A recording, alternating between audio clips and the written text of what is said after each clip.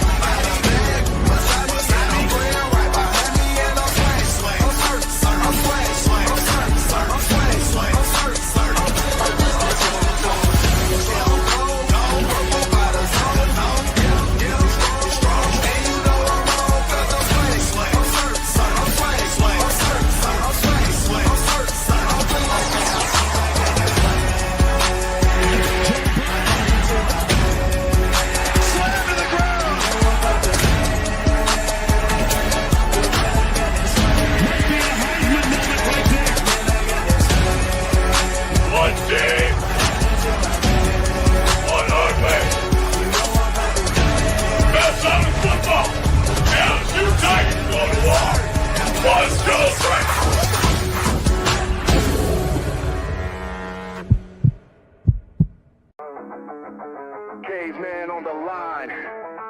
HG got the stats.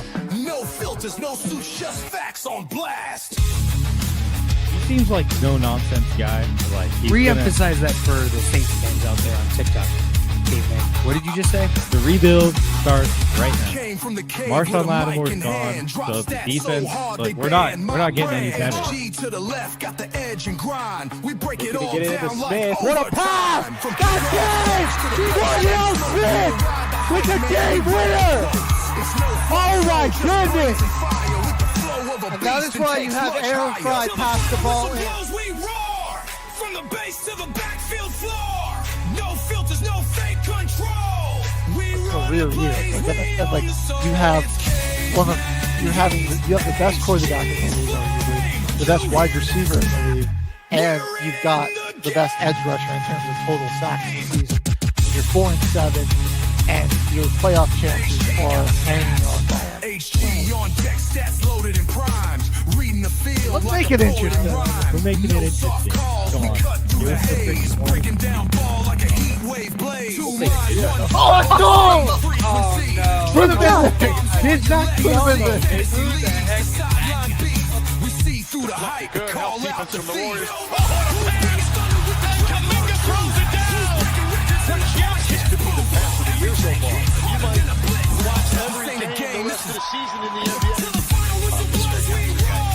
So don't you go saying that you're never going to see that. You're such a hater.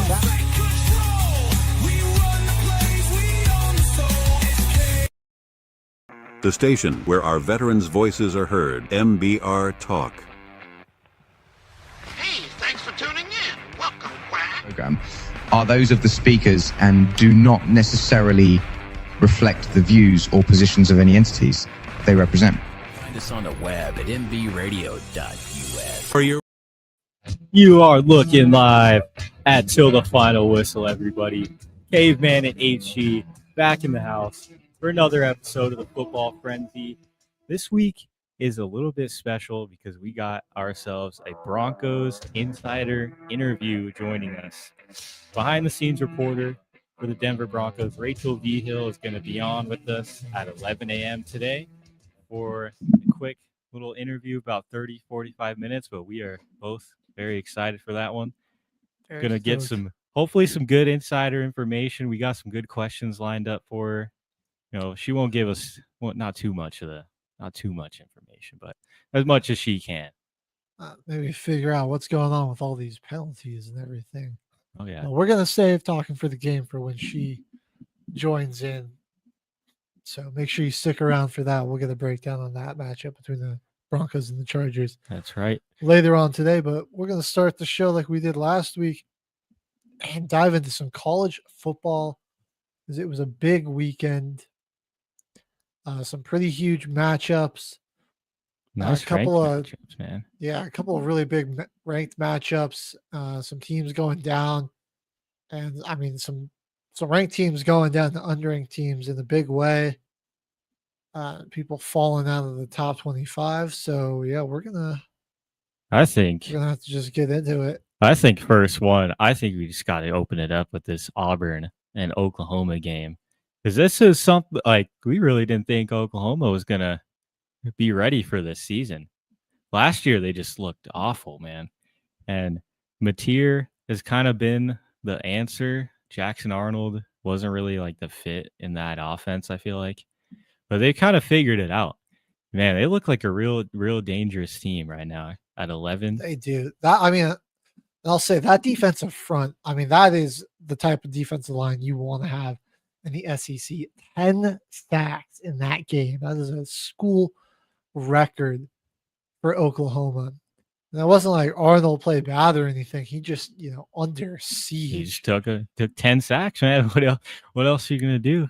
He didn't turn the ball over at all. It's just tough. In a game that was decided by a touchdown, and the SEC admitting that there was a missed call on that trick play touchdown, the guy pretending to sub out didn't come off the field.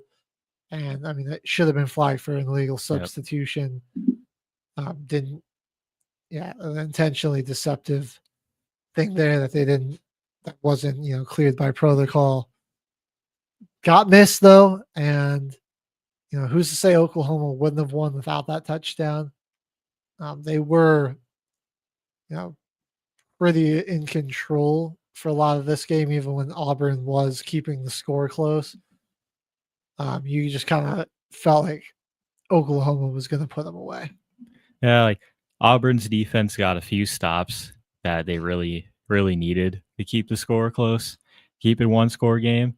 But it was just Oklahoma's defensive line, dude. That they really got an SEC defensive line now.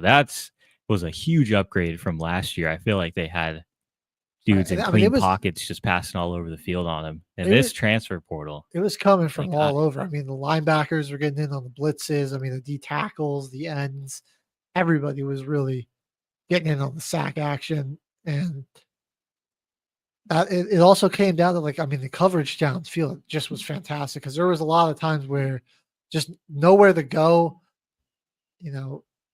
Auburn's not able to get that ball out quickly, and all of a sudden that pocket's breaking down, and Arnold is just getting swarmed by multiple defenders.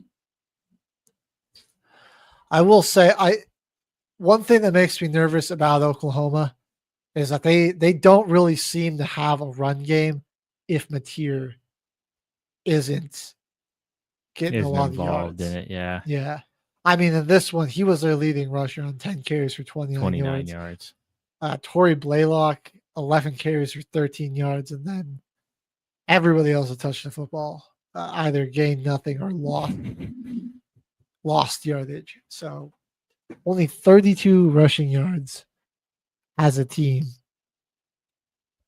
That makes me pretty nervous about Oklahoma's ability to be a playoff team and a contender there with those top dog SEC big boys, because I think that's a big deciding factor in a lot of games. Being able to just having a running game that doesn't you don't have to be rushing for 150 yards every game, but I want to be able to see, in a short yardage situation, you can confidently just hand the ball off to a back and they're going to go get you 3-4 yards, and to have a guy that can, do that, you can confidently go to do that in situations. And I don't think they have that right now. It's like it's a big majority of a lot of run plays where the goal is not for it to be a big explosive play. And you do just want 3 to 5 yards from it. And you just want your running back to hit the hole as hard as possible and just get 3 to 5 yards. Doesn't matter. Just the offensive line will create the gap and you just got to take off and do it. Like, So it's just bang, bang plays like that. It's going to help them control the clock in these games too. Help them maintain their lead more. They won't have to lean on their defense as much if they can run the ball. But they got some time to figure it out, and they for sure just look dangerous defensively, man. They will. Like, they've got everything else to really be like a competitive team, to be a scary team in the SEC, because that defense was sick. You know, Auburn has a pretty big offensive line. Was one of the areas that they were feeling confident about coming in there in the next season, and then they just dominated them in all facets. So they got Kent State next. Then they got Texas, South Carolina, Ole Miss, Tennessee, Alabama. Ooh, that Ole Miss game is going to be Missouri game. LSU is how their season ends out. So I mean, that's a really tough schedule too down the stretch. Couple of big road games in Tennessee, in Alabama, down in Huntsville, South Carolina. You got to go to South Carolina. Going to be some tough matchups. Rivalry game against Texas. You are hosting that. Maybe they get some confidence in that running game going against Kent State. That would be big there. But just looking at this stretch of games too, they didn't get a favorable schedule this year.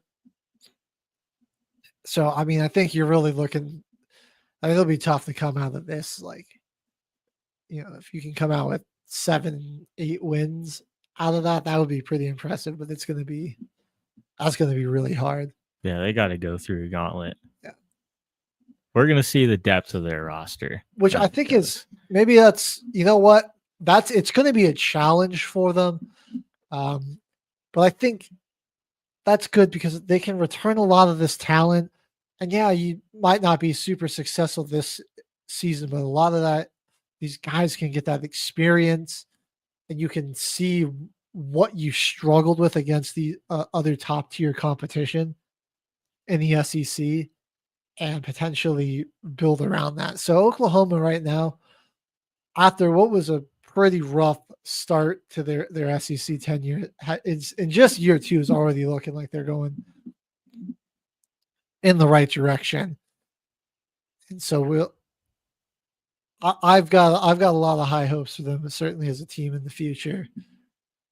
And I really think we'll see, like, not next year, the year after, Mateer be primed to be one of the best quarterbacks in the SEC with an even more vamped up roster.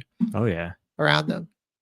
And on here for Auburn, unclear on what the rest of their schedule is. Let me just pull that up. But it is going to be definitely big early SEC.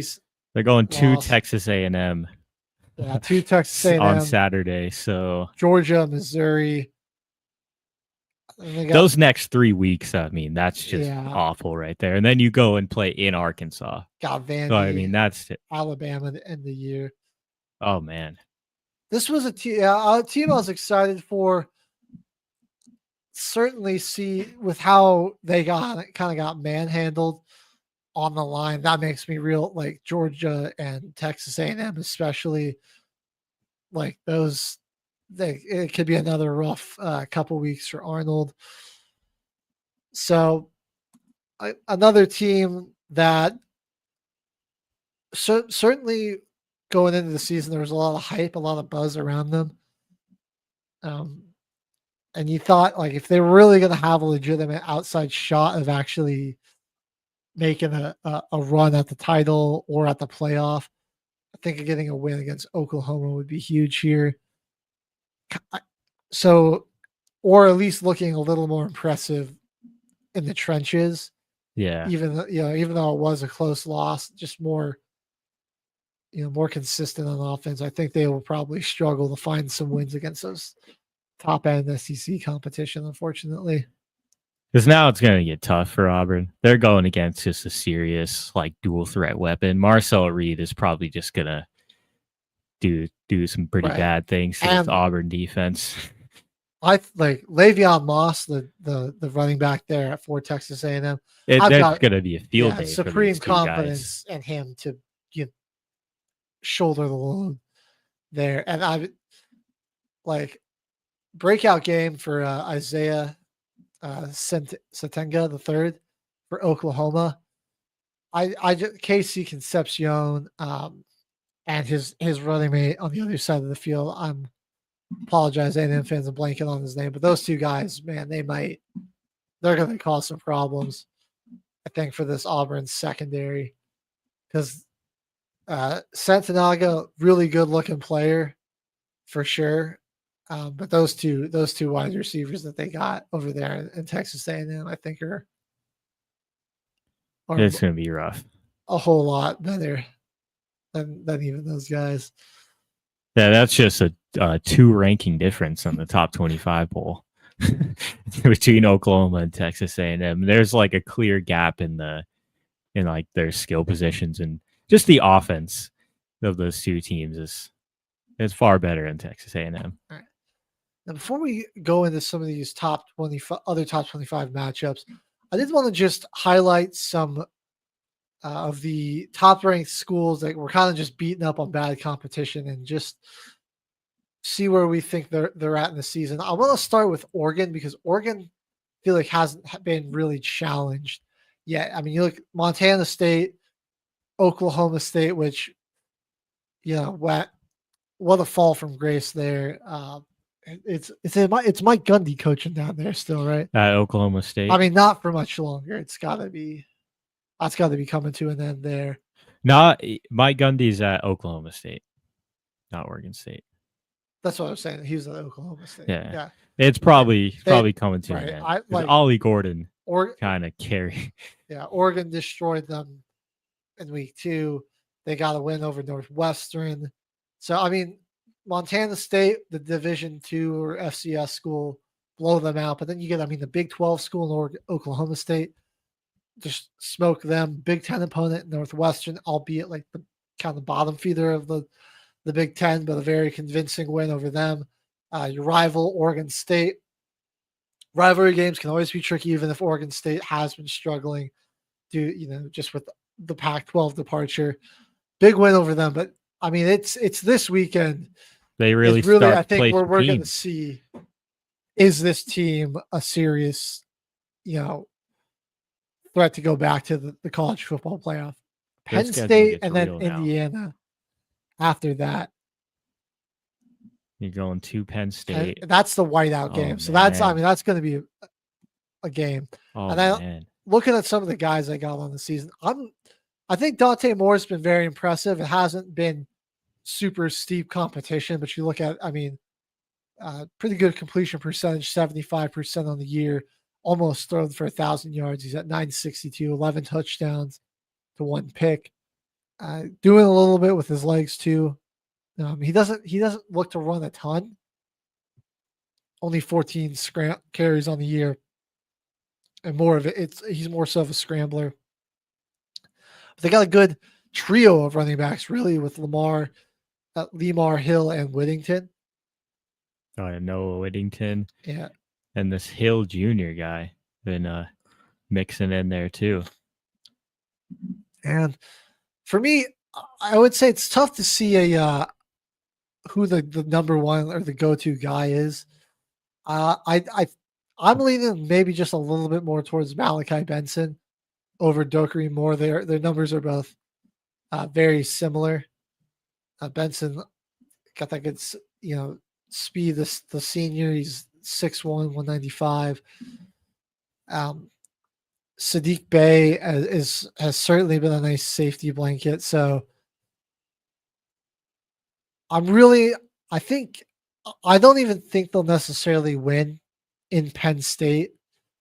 But what I'm looking for, I want to see, like, Penn State to get this win, they got to pull out all the stops. I want them to really push Penn State to the edge. That's a super good Penn State team, and they're going on the road to maybe one of the most difficult environments of college football to play in. So it's going to be a struggle for sure. But I think to really prove, like, all right, we're still, a top dog in the Big Ten, and that this talent that we've brought back in to replace is legit, and we're a legit threat to still go back to the playoff. I really want to see him push Penn State to the limit. Jimmy says Ohio State by 30. Who's Ohio State got this week? Also, happy birthday, Jimmy. Shout out Jimmy. Hey, happy birthday, Mr. Covers. That's what I was just about to say. This game might come down to James Franklin having to coach in a big game, and the fact that he is bald. That's literally what I was going to say. Oh, got them there. Right. I wouldn't put it past James Franklin to drop this game because it's a huge top 10 matchup. I just it's the whiteout game, bro. In the, he's got that home field advantage. Like, it's everything in his favor here. I get this one of the bigger opponents, but this Penn State team is really, really sick. Like, they shouldn't be losing this. They're 3.5-point favorites right now. Point total of 52.5. Oh, man. The LSU team just they got 56-10 win over Southeast Louisiana. Everything was humming along there. Very deserving of that number 3 spot. Actually, let me get the newest rankings up because I do believe that the newest ranking I think has Penn State at 3. At 3, and they moved LSU up to 2. They lose. It's because he's bald. I mean, it might be. Actually, where LSU's pop-up ads? Are you serious? Get off my screen. LSU, we got them at 4 in the AP poll, and Miami is up at 2. Then Miami makes sense. The coaches poll Penn State's at 2. Okay. Man, LSU kind of getting that's kind of messed up. They only have them at 4 right now. They got wins over Clemson and Florida. I mean, I guess Clemson not as good as everyone expected, and neither is Florida, but that's both. Miami, they got a conference win already. Yeah. Miami's got the Florida and Notre Dame wins too, so I could see that that would make sense too. I mean, they've got 2 big wins going for them early here in the season. All right, dude, this is just ridiculous on this ranking page. There's an ad popping up. Come on, ESPN. Every 2 seconds. But back to some of our other college teams that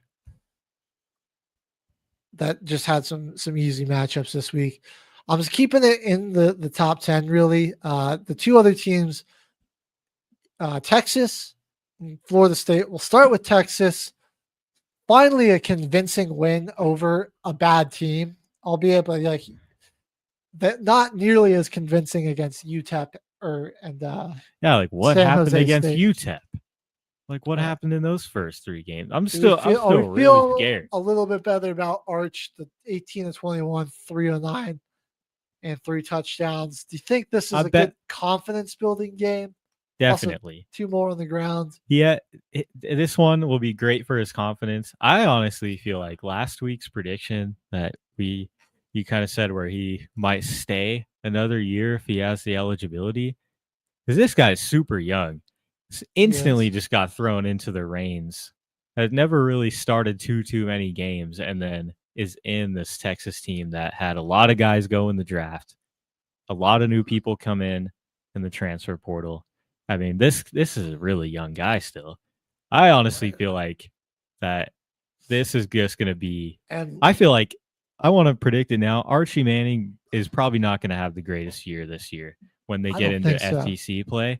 And it's going to he's just going to have another year to develop. This is great. They got a good coach there. I think he's got another year. It's just weird to see that it's a Manning coming out there and not looking like just crazy. He had a lot of insanely hype good. around him, but like, let's be honest, like he hasn't had a ton of on-field experience Yeah. in college, and I think like we just expected him to be fantastic right away. It's not going to happen. I think he's probably going to have. I'm looking at mediocre. the Texas schedule here. Florida's got a phenomenal defense, which will probably give them problems. That game's in the Swamp. It looks like actually that Oklahoma game is going to be at a neutral site because it says that's a home game for them as well. That is the Red River rivalry, so that one is going to be. Oh, that's right. I forget that one is at a neutral site. That's not each team doesn't host that. Then you got to go to Kentucky and Mississippi State, which are teams they should be able to beat. Mississippi State got a big upset over Arizona State in their home stadium. Kentucky could be that's a tough building to go into. We've seen some top SEC schools like barely come out of there. It's tough. Vandy's looking pretty good this year. You don't play around with Vanderbilt this season. 18 ranked in the country. I mean, I like what they got, like Diego Pavia and what that whole crew's doing down there. They got Theo Vaughn with them. Yeah, now it's a lot of fun to watch. Then they got, Georgia and A&M in Georgia, home for A&M. So it'll be right. Just a lot of losable games or games where things might not look pretty to get the win. I think it's just really like Arch. I'm going to check, but I think he's a junior. I'm going to just verify this, but if he's a junior, stay the sophomore, actually. He's a sophomore. Dude, stay as long as you like, brother. The Saints are going to game. stink for a while, dude. Get as good as you freaking want, kid. Come on. And I think just as this season's gone on, I think the quarterback rankings in the draft class have certainly shifted. Yeah. And he's not the number one. He's definitely not.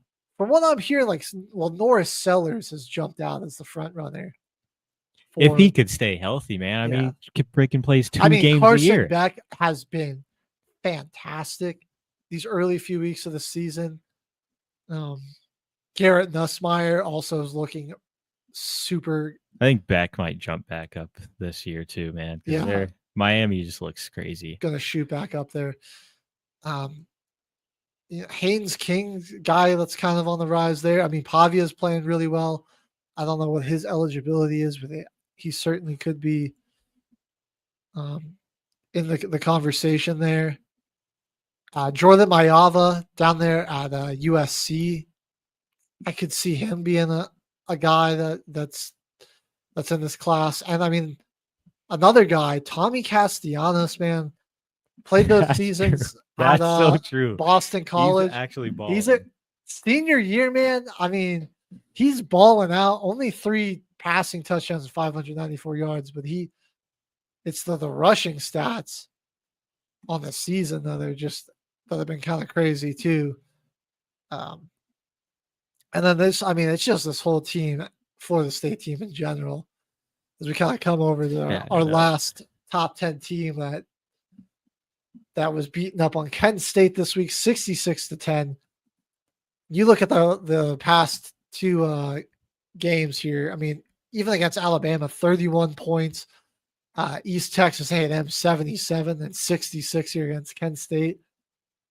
My God, this is a dynamic offense, man. They just beat you in so many ways. Dude, look how many people carried the ball against Kent State. Right, that's where they are just so creative. They're just with the run game. We'll give it to Danzy for 1 carry, and he breaks it off for a 64-yard touchdown.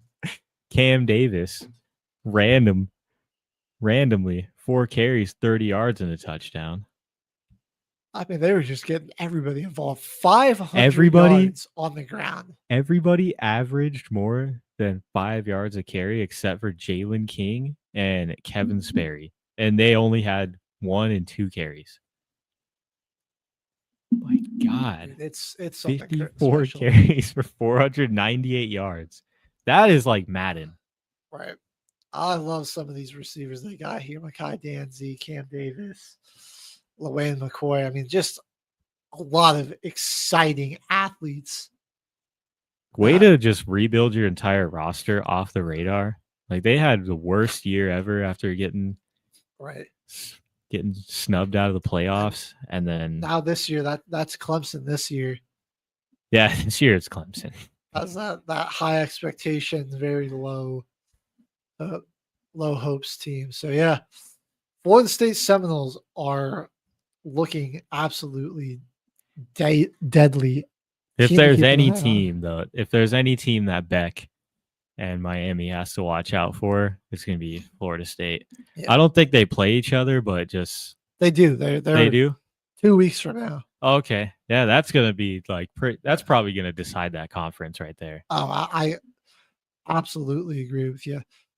We'll see. I mean, I don't sleep on Georgia Tech to make a run at it. I'll say that. They're right in there, dude. They'll sleep on Georgia Tech. Yeah, I mean, we're They really can just beat the highlighting. big dogs too, man. They can go into your place and whoop you. I will say, Florida State, they definitely got some dogs defensively, but I don't think they're as sound of a unit there. They're a team that can. I mean, they'll keep up with you in a track meet, but if their offense gets stifled, I mean, you might find yourself in a favorable position, and it might look ugly in the loss column for them.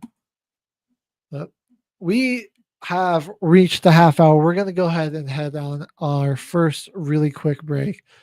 But when we come back, we're going to have another top 25 matchup to break down between Texas Tech and Utah, plus a huge Big Ten matchup that did not go the way a lot of people were expecting. All that more is still to come here until the final whistle, presented by Military Broadcast Radio.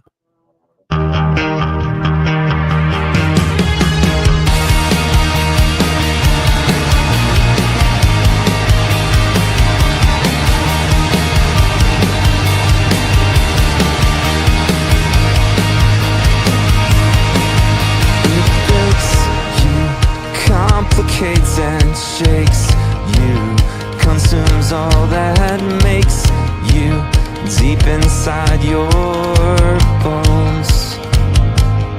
In a moment, choose the things you want and remember who you are and who you want to be. An anonymous dream came calling deep inside your soul. Let it came with love and splendor, everything you owned.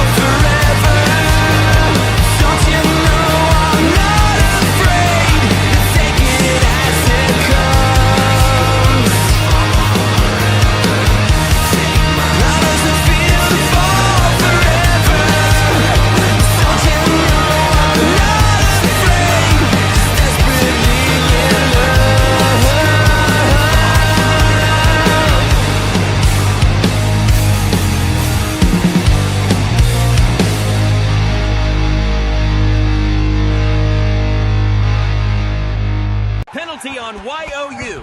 Delay of game. 5 seconds before the show. But hey, thanks for watching.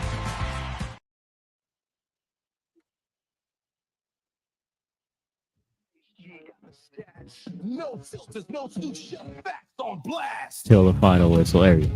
Sorry. You're back. And now we got our final top 25 matchup of week 4. We get into Utah, Texas Tech. Turned out to be a game, man. Which, I mean, pretty expected. 16, 17 team. And in the fourth quarter, Texas Tech turned it on with 24 points. Right. Like, nobody could really gain an edge all game. And then all of a sudden, something just clicked with Texas Tech, and their offense could just do absolutely no wrong.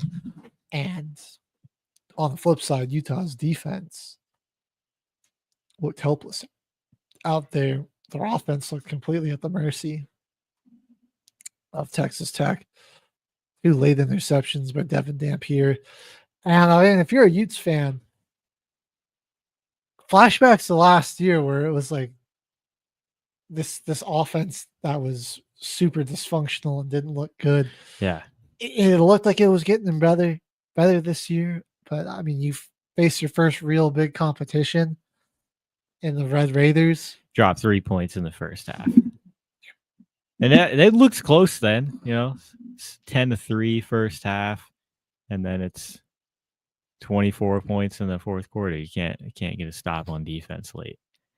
But that's mainly because of how many times they got to punt the ball, how many 3 and outs and just dead drives that happen for Utah in this game. It's like your defense is on the field way too much. Right. I mean, for how close they had it for a while, it's no surprise that Texas eventually just ran away with it late. I mean, they outgained them 484 to 263. Utah was 4 for 14 on third downs. Oh my gosh. They had 4 turnovers. Really the only thing Yeah, 2 fumbles, 2 picks. that was keeping them in it was Texas had 14 penalties for 122. Oh my God. That was just about it. And that was stopping Texas from getting going, was that they were just hurting themselves with penalties, dumb mistakes like that. They had a couple of interceptions themselves. But Texas was really beating themselves, honestly. Or Texas beating themselves a lot more than Utah was even necessarily stopping them. Yeah, it just took until the fourth quarter for Texas Tech to lock it in. This game could have been like 66-10 if it went any differently. Right. If there's no Texas penalties. Was more disciplined and less sloppy the first 3 quarters. Easily could have been a way different game. This one could have been ugly. So they just kept giving it up. Yeah. 4 turnovers. Big early season win for the Red Raiders here. This could honestly be the team outside of Iowa State, and watch out for Arizona State, but they could lock up the conference here. The rest of their schedule, they got a really tough one in Arizona State in 2 weeks, but going to playing a home game against Kansas might warm you up pretty nicely for that game. And Arizona State proven they can be beaten this year against Mississippi State. So that might be like game of the year in Big 12. Right. Yeah. I mean, I'm looking at the Big 12 standings, and TCU maybe seen some impressive things from them. I wouldn't entirely rule out Kansas. I like the young QB they got there in Jalen Daniels. The Cougars, they've got a solid team there in Houston. I mean, the real 2 teams that I feel are serious are Iowa State and Texas Tech. I love Kenny Dillingham, and so I think Arizona State's probably third for me in terms of those. And then those other 3 teams that I mentioned, I give an outside chance. Right now, I mean, it's it's Iowa State, it's Texas Tech's conference to lose. I mean, really, it comes down to just how they execute and because play. after Arizona State, Texas Tech has home game against Oklahoma State. I'm sorry, Mohawk, but Kansas State's defense and missing their All-American running back, like you said, is just it's gonna hurt their season extremely bad. But that game, even though it's in Kansas State, that's probably a pretty favorable matchup still for Texas Tech. And then it's BYU, UCF, and West Virginia. I mean, easily they can get into conference championship this year. And they looked pretty good last year too, and they kind of just let it slip. They lost a bunch of games late, and they just couldn't really climb back in the kind rankings. of blew some games. Yeah, and really just hurt their own chances. Now on the flip side, Iowa State rather, Arizona, pretty beatable team there. Cincinnati, beatable but sneaky. They haven't really played that great a competition yet, but Arizona could be sneaky. That's true. What is up with you in Arizona, Kevin? I gotta stop. I gotta stop because every time I root for them, they always lose. Yeah, I mean, you're always high on them in college hoops. You're always big on them with the getting upsets in college football. I know, man. You got a soft spot for Arizona. I do. know what it is. I do. But 2 road games in Cincinnati, in Colorado. I mean, Busts are probably going to get clapped there. Oh, man. Cincinnati shouldn't be a problem. BYU did just creep into the top 25. Yep. But I don't think they'll be there for long, and I don't think this is nearly the same BYU team we saw last year. Losing Jake Reslov has been pretty detrimental to that offense. Arizona State, home game, but that's certainly a tough one coming up for them. TCU, probably the next toughest game they got. Then Kansas and Oklahoma State. That's basically a Division II school at this point. Who knows? Like at that point, I assume Mike Gundy will be fired, and a lot of players will be on the next season, hitting the transfer portal, getting out of there, and whatnot. So, I'm sure a lot of guys hit the portal like today. They're probably gonna... It's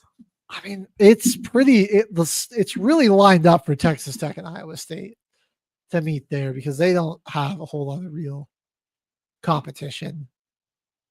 So we'll be when concerning the Big 12, we'll be monitoring those 2 teams probably the closest.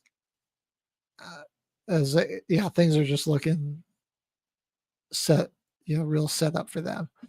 Now, on the flip side, we're going to go over to the Big Ten here for a little bit because we have a big time matchup between Indiana and Illinois. And oh my goodness, Indiana might be better than they were last year. Yeah, seriously. And Illinois, massive fraud watch.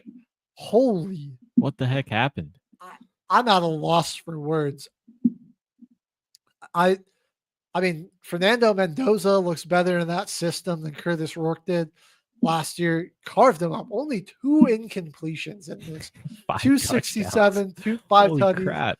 I mean, and it was on both sides of the ball. They just did what they wanted at the line of scrimmage. I mean, they ran for 312 yards. They got whatever they wanted. They blocked a punt and scooped and scored it.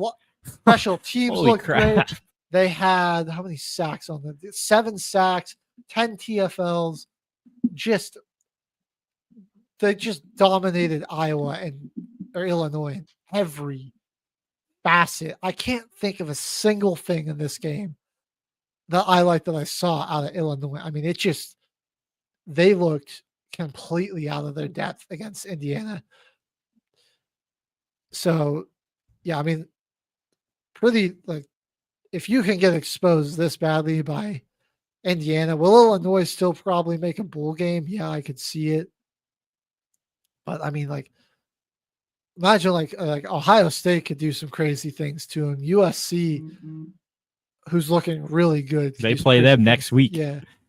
Luckily, besides that, they don't have a lot of steep competition outside of say maybe Washington.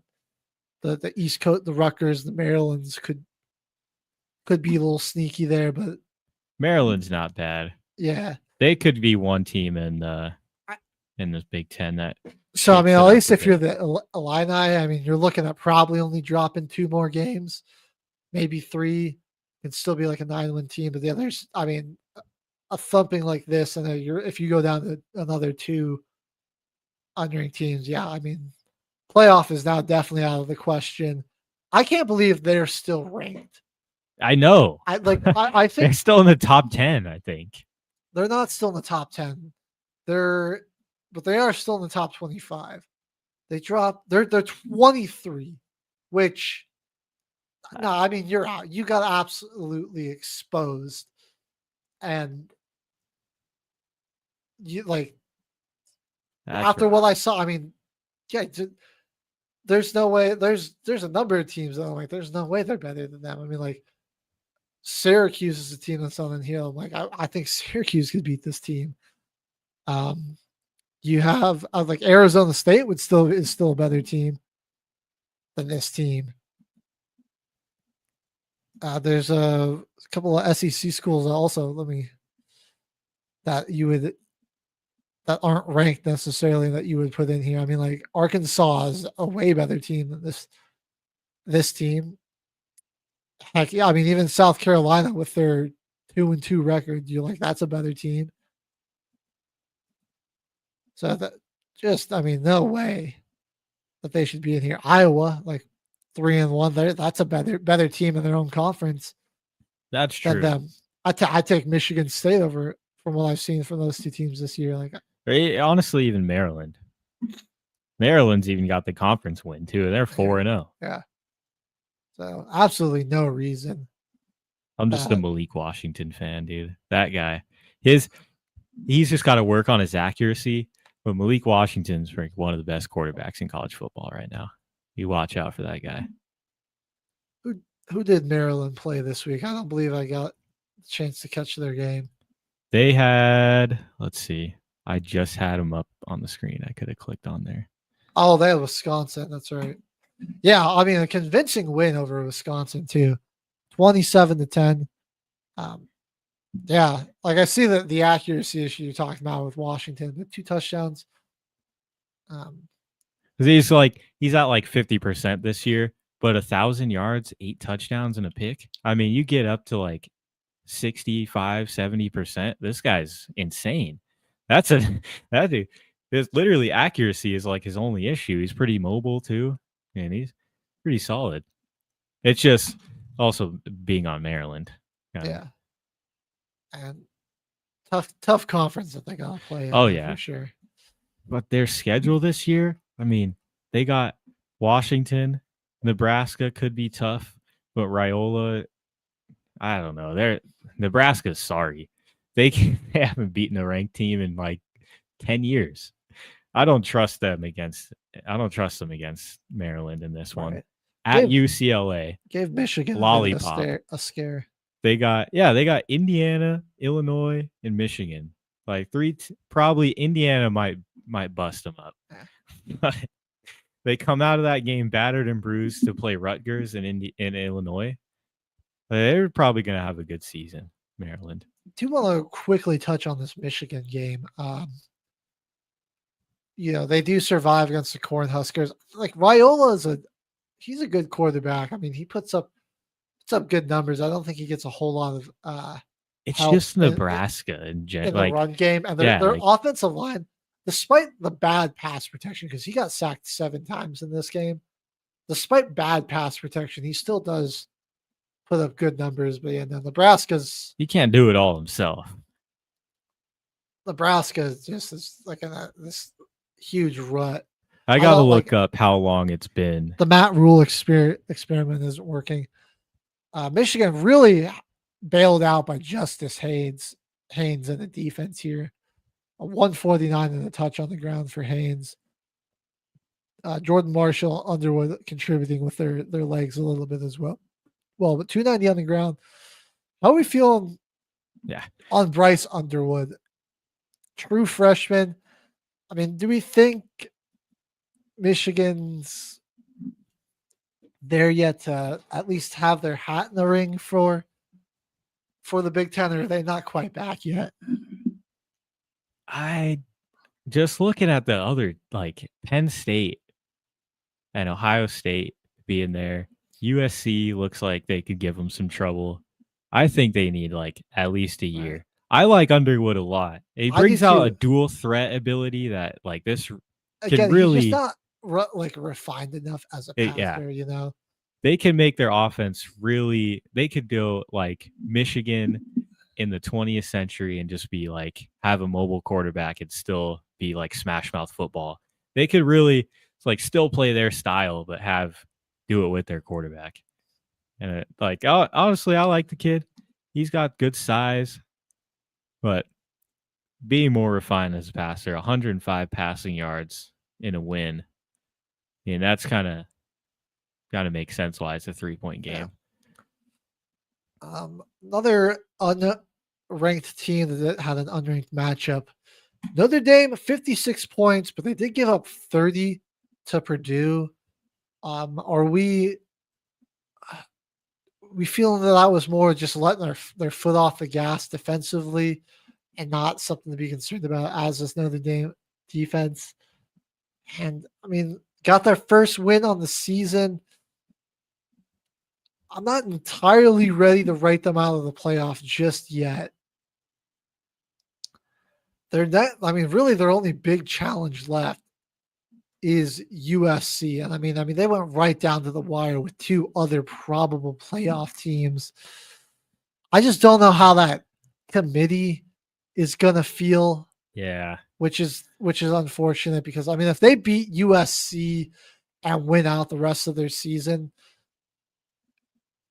we'd have to see where some other teams are ranked and everything, obviously.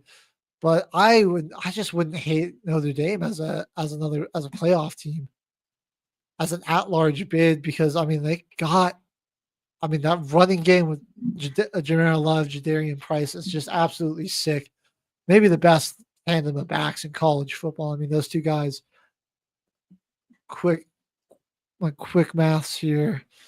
5 touchdowns and over 250 yards on the ground between those two guys, and like again, just on 28 touches too. Like they're so explosive. Okay, here it is. Last time Nebraska beat a ranked team was in 2016 against Oregon. So literally, it's been a decade, and they've lost 28 straight games to ranked opponents. Wow. That's unfortunate. Yeah, rip the Cornhuskers. Good for another day to finally get in the win column. That's something we're going to have to just follow throughout the season because, I just don't I think that's still a very dangerous team. And I mean, you had a true freshman really starting at quarterback for him. And he's still, two high quality opponents that they really took down to the wire. I mean, it wasn't like either of those games were like that Notre Dame got blown out. Either of those games, I mean, they were in those. And they really had opportunities to win them. And the other team just had the ball last and in the right situation to really close it out. So they could really jump back up. I think this year they could probably get 12. If they get in, they're probably going to sneak in at 12. Which that's a dangerous 12 seed. That's probably that's one team I don't want to. They have to win out. I think there's no way for you to even make that argument if they don't win out. But they, like I said, the rest of their schedule they should be able to take care of. Speaking of one of those teams that beat Notre Dame, Miami takes down Florida 26-7, and Florida's defense is so damn good. That might be the best defense in the country because they shut down LSU. They gave up, put up pedestrian numbers, and the turnovers lost. What doesn't even make any sense.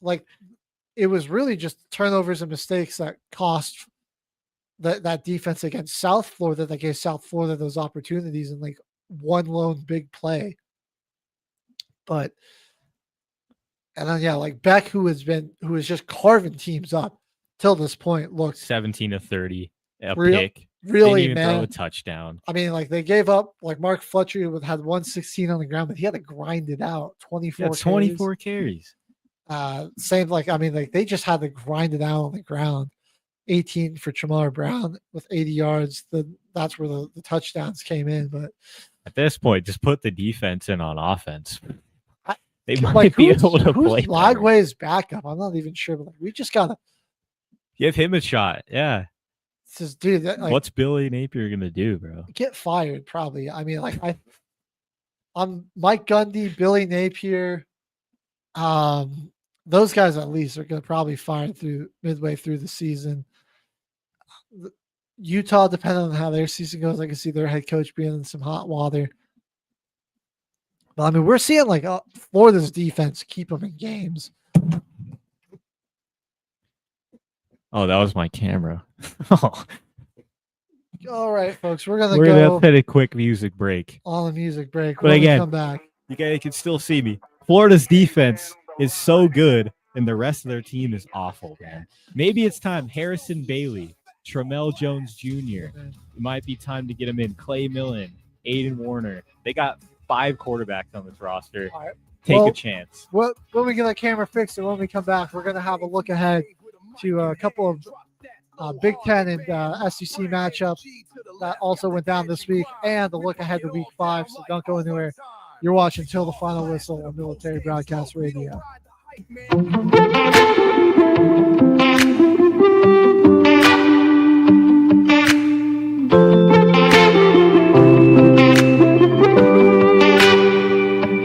You've got leaving in your eyes as you walk me to the door.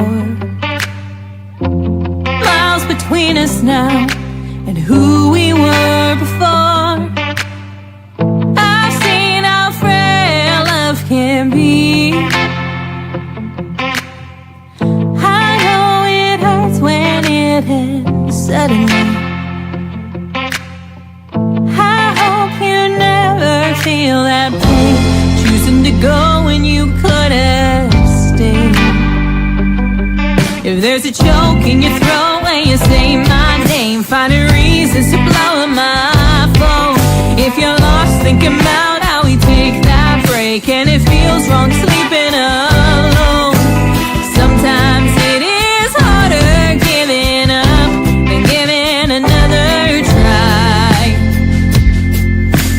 Maybe it ain't time to say goodbye.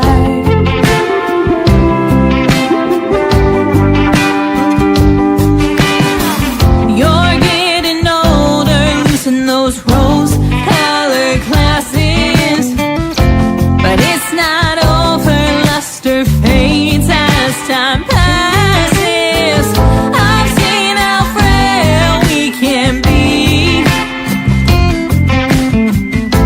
Broken hearts don't just heal suddenly. Some pain never goes away, like choosing to go when you could have stayed. If there's a choke in your throat when you say my name, finding reasons to blow up my phone. If you're lost, thinking about how we take that break, and it feels wrong sleeping alone. Sometimes it is harder giving up than giving another try. Maybe it ain't time to say goodbye.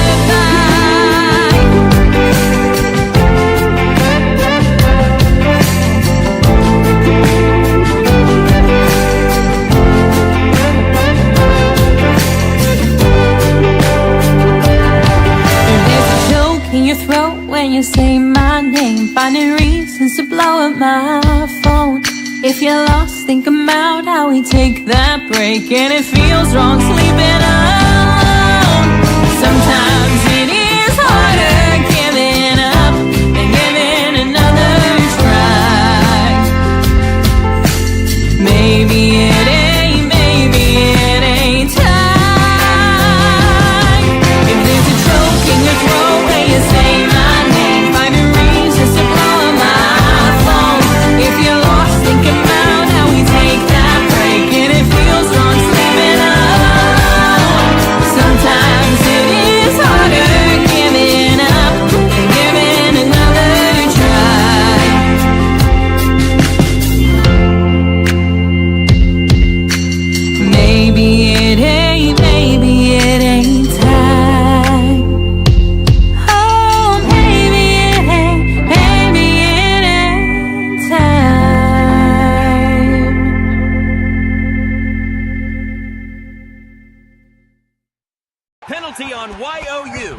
delay of game.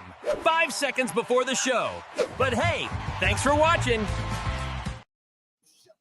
You are looking live at Till the Final Whistle. HG Caveman back in the house. Camera's back up. We just got a few more games to cover in our college football weekend that we had. Another big Saturday.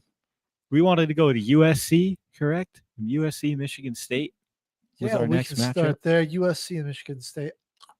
Some real good quarterback play in this one. Michigan State with a younger QB, Aiden Childs. Less I really experience, like, but a great quarterback. Again, like one of those just really fun dual threats. I think he has to, work a bit more on his ability to pass from, being a pocket passer. And again, like just being that development of just being patient and sometimes taking the underneath stuff wants to get the big play going. But I like that mentality though. Yeah, I mean, despite for some exciting games. The numbers all 12 of 21, 212, did have 3 touchdowns, also 35 and a touch on the ground as well. Like he's going to be real special here in a couple of years. Like I'm just put you on now, junior quarterback. I feel like he's got one more season in him at like a junior year or senior year where he's just going to go crazy. Maybe watch for him to be a big name in the transfer portal. But another junior QB in this game who has had a bit more experience starting is Jaden Mayava. And he looks just real comfortable and in control of that offense back there.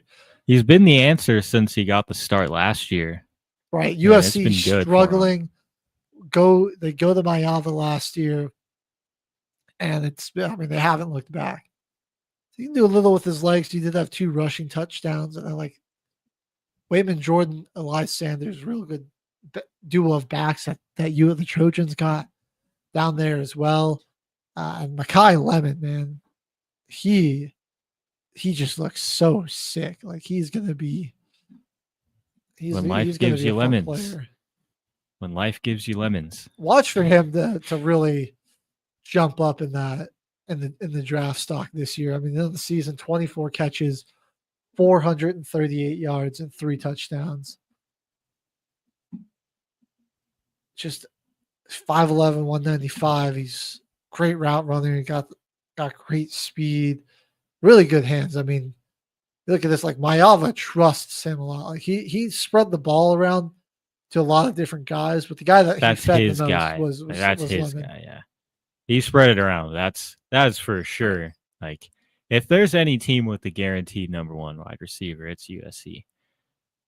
Yeah, I was a little surprised that Nick Marsh was he's been a bit quiet since the first few weeks of the season. I mean, only 3 touchdowns on the year, got them in the first 2 weeks of the season. Did have 94 against Youngstown. He was kind of quiet in this game though, but still a really young player. But he's like kind of in that same vein as like Jeremiah Smith. Maybe not as good as Jeremiah Smith, but just the raw talent is there. So it's another player that I really like on this Michigan State team, who do fall to 3-1, grab their first Big Ten loss. But I mean, the Trojans are a team that I would watch out for just to potentially make a run in at large bid.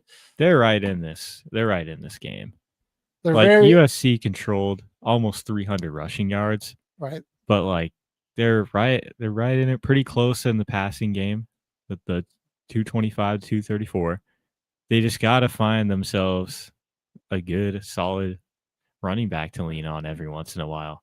Because that's the big thing that helps Mayava and a lot of these quarterbacks in college, man. And sometimes you got to have a safety blanket. Right. You can't just be passing it every play and playing hero ball for the entire game. Like that alone just like kills players' draft stock, and it makes like the eyes of the media look at certain guys differently because And it just another thing that was interesting that like no sacks given up in this one by the Trojans. Like good offensive line.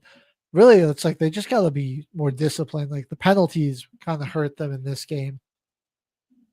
Is why the score looks even like a little closer than it was. Because I mean, USC really was they pulled away pretty early, and then they just they weren't quite able to put for you to feel comfortable that they had put Michigan State away until very late in the fourth. And I think penalties were a big reason because of that. Another team that can rush the quarterback real well, run the ball though. So we just take a look at the rest of their schedule coming up here, it is a bit of a gauntlet though. It's a bit of a stretch in the next 3 games. Illinois, who honestly they look way better than Illinois, so they should beat them. They probably got is that on one. the road. They should beat Illinois. Michigan, I mean Bryce, like we'll see, like how Bryce Underwood plays. And I mean, are they going to be able to? That Michigan defensive front's pretty good. Are they like who's going to win that battle of the trenches? But I think like they got a good chance if they can take control of the trenches and really limit Michigan's running game. Like Mayava's definitely the better quarterback, so they should take that one. And then they got Notre Dame coming up after that, where that's one I could see them losing. But then after that, pretty smooth sailing. Nebraska, Northwestern, Iowa, UCLA. Last really tough challenges. They got to go to Oregon. That's gonna be a tough game. But I mean, they could easily sneak out of that schedule with like only 2 losses. And if your only 2 losses are against a very good Notre Dame team and a very good Oregon team, you certainly got to be in consideration for an at-large bid. We'll see, see who else is there, where they can end up in the final rankings. But I'm a big fan of this Trojans team. I really want to see how they come out of this gauntlet. It'll be kind of a proving ground for them. But if they come out of that 2-1, yeah, I mean, big high hopes for them. Great coach there, Lincoln Riley too. So watch out for them. What was our last game that we wanted to touch on? We have Missouri and South Carolina. Oh yeah, 29-20 finish here.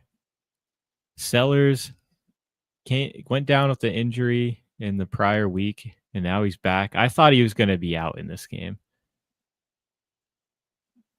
Yeah, and he got really no help from his run game. It was -9 yards as a team. It was all on him. What the? And a lot of that was just the sack yardage counting against the rushing yardage, which is I don't like that exactly about college football. That doesn't make any sense, yeah. But I mean, like you look at the guys that did carry the football. I mean, you have outside of the Sellers getting sacked or his runs going nowhere. You had Brian Rowe 1 carry, Faison 6 carries, 3 carries for Oscar Adway, 2 for Matt Fuller. That amounted to 7 yards, 5 yards, 0 yards. So take out the sack yardage, you're looking at 19 yards on the ground, 285 out of Missouri. I can see why, like, Sellers, he's got the arm talent. He can sit back there and read the defense really well, throw the ball super accurately. It's not just like the arm strength, but it's the touch, the ability to layer it over the defense, put in some tight windows. Obviously, he's a huge threat with his legs. So, I mean, I can see why he, even despite the 2-2 record for the Gamecocks, he's jumped out as kind of the new favorite for the number 1 guy. I liked him last year, dude. A Missouri Tigers team, though, that is a lot better than I think a lot of people are giving them credit for.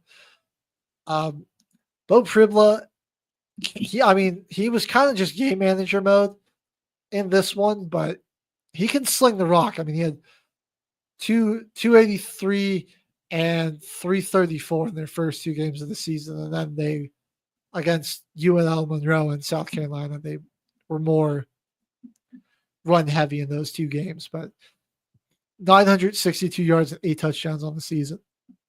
They got a good quarterback. That offensive line, I mean, we've seen it just dominate the past 2 weeks, and it's not like South Carolina's defense is anything to turn your nose up at. They got some good players out there, and they just got their absolute will imposed on them. 5 sacks. I mean, they got some playmakers over here on defense. Josiah Trotter is just a heat-seeking missile to the ball, that linebacker that they got there in the middle. I like Missouri, just a lot like kind of a push down to the bottom just because of how stacked there are a lot of the SEC is, but outside of like A&M, LSU, Georgia, say maybe Bama, I think they might be better than Oklahoma. I think they could be, better. They're probably better than Ole Miss. Yeah. Who else am I missing on there? I mean, they might be better than Texas too. They could probably beat Texas. Vanderbilt, yeah, I mean they could. They're probably better than Vanderbilt too. Tennessee. I mean, I can make a compelling argument that they could beat or are better than all those teams. I really like. They just are so solid all over the place. I mean, South Carolina was their first big test. Then they've got Bama in a few weeks here. That'll be and Vanderbilt. And they'll have to play A&M and they'll have to play Oklahoma. So realistically, though, I mean, they'd have to come out of that like with probably only 2 losses, but I could see them doing that. Like, I could see them only losing to Alabama, but like just barely, and losing to Texas A&M. I mean, another team that I'm a big fan of the Missouri Tigers. I thought that the way that they just completely made South Carolina one-dimensional. Yeah, the fact that it was only a 9-point game really more so speaks to just how good Lenoris Sellers is. My big drawback with him is that he just tries sometimes too hard to make a play. That's where they got into trouble. And this one is he wouldn't just throw the ball away or just, run out of bounds, go down. He tried to run backwards, lose extra yards, or throw the ball at an awkward angle, and it just wasn't going to get there. But like if this team was a bit better around him, I think South Carolina would definitely would still be ranked. And if he hadn't gotten banged up, Mizzou Tigers could easily might be a top 5 team in the SEC. They could be one of those teams that really jumps up this year. And another squad that like just kind of really, really quietly got a pretty good roster in this offseason from NIL, and they kind of kept their class under wraps. Not many like highly touted guys on their team really, but just like, pretty good. Some good players all around. It's like in the end of the day, it's not, Jimmy would always say it, it's not X's and O's, it's Jimmy's and Joe's once you actually get out on the field. So they got some guys. They got some guys on that squad.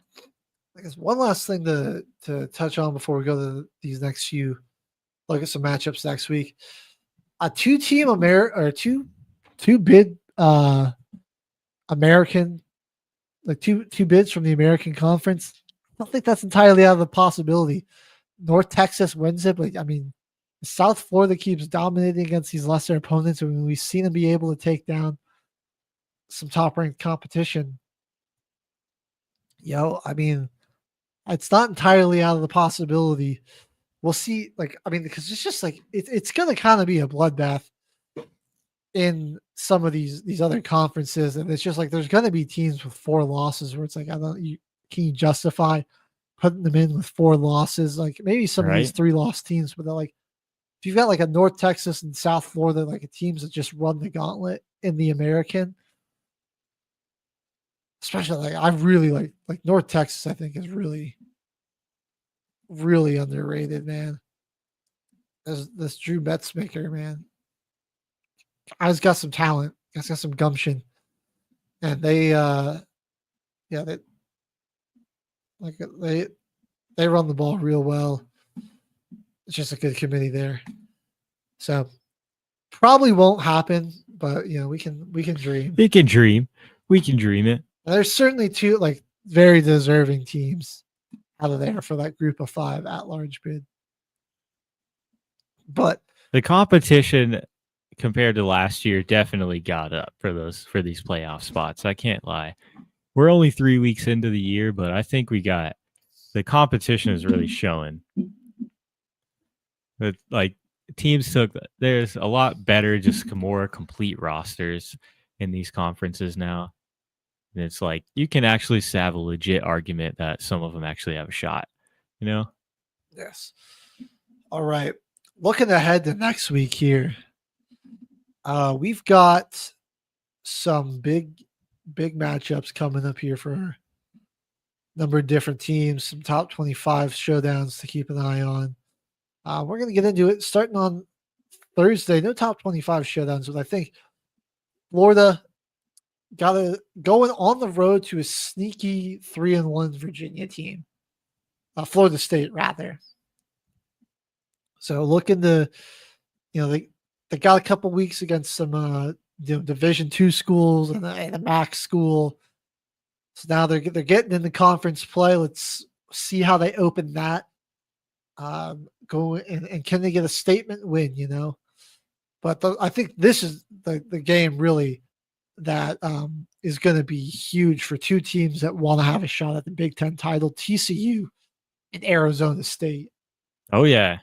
I mean, this game, I think it has some massive implications because these are 2 teams that are just going to be right there in the mix. And so whoever could have a head-to-head advantage in this, that would be just absolutely huge.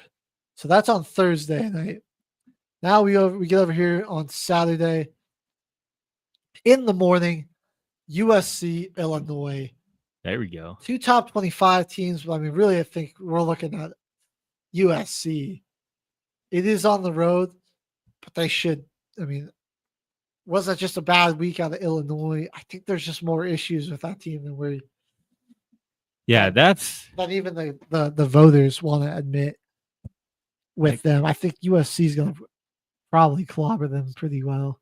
Maybe not like it to the tune of 63-10, but like 44-20, something like that. That's another pretty big loss. Yeah. That's going to be a rough game. One of the tougher games that they do still got on the schedule. Notre Dame's got to go to Arkansas. Just a good, scrappy SEC team. I'll say that. One to watch out for. Should be a game that they win. Arkansas did fall to Memphis last week, so they might be looking. Hoping to get a bounce back there. They don't want to fall to 2 and 3. So that could just be a sneaky trap game for Notre Dame. It's Arkansas and USC are the 2 big games that are really going to be the big challenges. Then their schedule kind of eases up after that. Going down to the 1:30 window, massive game here with LSU. Can they contain? I think this will be a real prove-it game for Ole Miss that you're hosting LSU.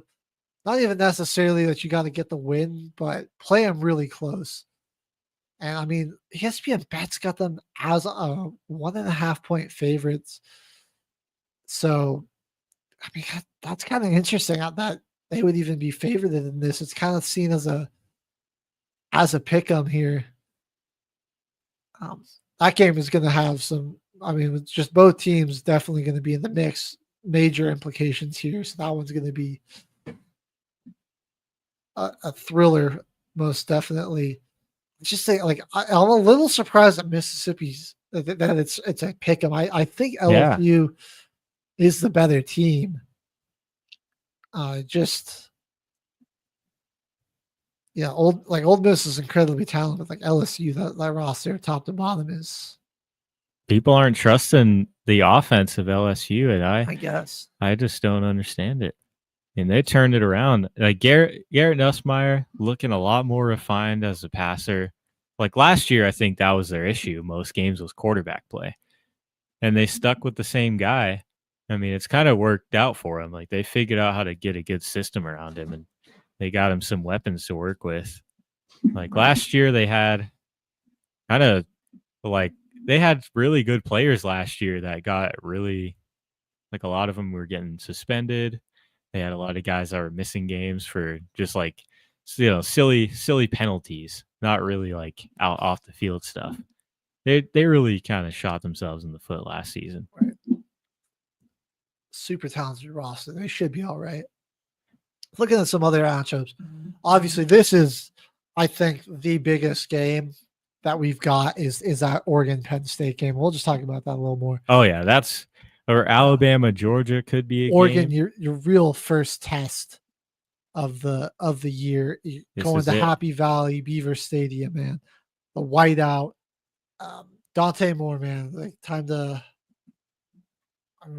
see what you're made of. Keep in mind that only a sophomore quarterback. Very tough environment to go into, even if you are an experienced QB. And a Penn State team that, like, Oregon likes to be explosive and get a lot of opportunities. So this is a Penn State team that can really play a ball control type of offense. Can the Oregon offense stay hot? They're going long periods of being off the field. Can their defense force some turnovers? This is going to be a thriller. I think I could see it going either way. I think Penn State should win this game, but Oregon, it's got to come down to like a last second type of thing, you know. And then not to downplay it, because this is always one of the games of the year. Alabama, Georgia. Oh yeah, and I mean Bama is surging, albeit they looked against a lot better competition. But I mean that loss in Florida State was, especially just how good Florida State's looked, like that loss, looks a lot less bad for them. So, and I like they're certainly surging back. But Georgia, I mean, if you lose to Georgia, that's going to set you back a whole lot if you're Bama in terms of aspiration for the playoffs. You got one over on them last year, and you think like they're not thinking about that. And this time it's in Athens. Like you're gonna go on the road at night. That's gonna be an electric game there on ABC. Stay tuned for all. Maybe not the UMass Missouri game, but stay tuned. That 5:30 window, 8:30 Eastern window, is crazy. And then the West Coast game of the night at 8:15 in the top 25. BYU is coming to Folsom Field. Oh man, dude, I don't know if Salter's going to be back starting. I think he should. I mean, they really got something going with them last week against Wyoming. That is true. We had a real bounce back. If he can be a threat with his legs and just be safe with the football, like that. I mean, there's a good chance the Buffs can beat BYU. Like I said, I don't know if BYU's really all that good to begin with. So I just think the Buffs got a good chance that they could take him down. Hey, you're Arizona, man. They got Iowa State on the road. Are they going to shock the world? You know? You never know, man. You never know. Arizona, though, I probably not in this one, but I think they've win some good conference games this year that, you know, maybe they start. Maybe in a few seasons they got a chance. Because Noah Fifita was projected to be like one of the highest, like pretty highly rated prospect going into it, and then they fired their head coach, and like they made so many changes with just like the whole team in general. Like they got to just sit down and just build, like get a young quarterback, as a young core of players, and build around it. I agree. All right. Nothing that I'm looking at just some of these other group of 5 games. It's mostly just conference play starting now, so nothing too crazy to jump into. I've actually got some breaking news here. Let's hear it. 4 days after, we're going to talk more about this on Wednesday, but 4 days after the defending champs, the New York Liberty, got eliminated in the first round of the playoffs, they fired Sandy Brondello. Fire their head coach. Wow. They're not going to renew her contract, and that is crazy because that's literally the winningest head coach in franchise history. First head coach to bring him to a championship. And they lose in the first round after winning the ring, and they're gone. It makes you think, like, the only thing I can think of is like what's going on in that locker room. Like the thing with this year with them, like they had a lot of injuries. They had to stay together and like be optimistic just to make this playoffs. Like the WNBA competition, they got way better. That's why they weren't able to just coast through and get the 1 seed and just get into this playoffs like nothing. And they had a lot of man, that's crazy. Rondello, she was only hired in December 2021, 107 and 53 in 4 seasons. We'll have to dive into that Holy crap on Wednesday, so make sure you tune in for that. We are going to transition over to the NFL now, though. Off we go. Just going to give us a little hype music as we get over to the NFL. I like it. Another week where both of our teams lost, though, dude. What the heck? That is fashion. We're going to talk about that Broncos game with our special guest when she gets here. You want to talk about your Saints, or would you like to start on Thursday Night Football, Mr. Caveman? Let's do Thursday Night Football, and then we can do the Saints, because that's the matchup this Sunday. Saints are going to Buffalo. Oh God! That is the game of the week, right there. My. That's gonna be fun. Brutal. But Bills won it, 21-31. And this game, Buffalo was basically just playing to Miami's level, which was like taking everything in front of you. And, like, they were playing that way because they could, whereas Miami was playing that way because they had to, because like they couldn't. Like Tua's ability to read the defense has, I mean, it's gone, it's plummeted. Maybe that's it's like a thing from the concussions, but he just looks. I don't know what's happening in their offense and why it's just spiraling out of control. Right, and I don't. Mike McDaniels is just fried on the sidelines. Like he does not know what's going on, and like meanwhile, like Buffalo just la-di-da, taking their time down the field. Casually putting up 31 points. Yeah, just got literally whatever they wanted. Going to 3-0. Like, I mean, this team's going to be just fine. I'll say one of the better games out of Joey Bosa since he joined the team, which like didn't come away with any sacks, but that they were getting a lot of pressure. And I mean, like the Dolphins were trying, like that was anytime the Dolphins tried to hold the ball, you know, like they were getting rid of that thing super quick for the most part. And then they tried to hold it. It just didn't work out. That was the only time they looked successful, though, is when their offense needs to just give the ball to a playmaker and just hope that they make a play. You got Tyreek Hill, Jalen Waddle, and it's like, why Jalen Waddle? I've never seen, he hardly ever does any screen passes. The one screen pass that he caught in this game was a touchdown. Something's just funky out because like so much of this offense relies on timing and anticipation. You know, Tua throwing to those His where windows, those yeah. openings are going to be, and it hasn't been there. I mean, it was starting to go away last year, and it just hasn't been there. He's either just blowing the read.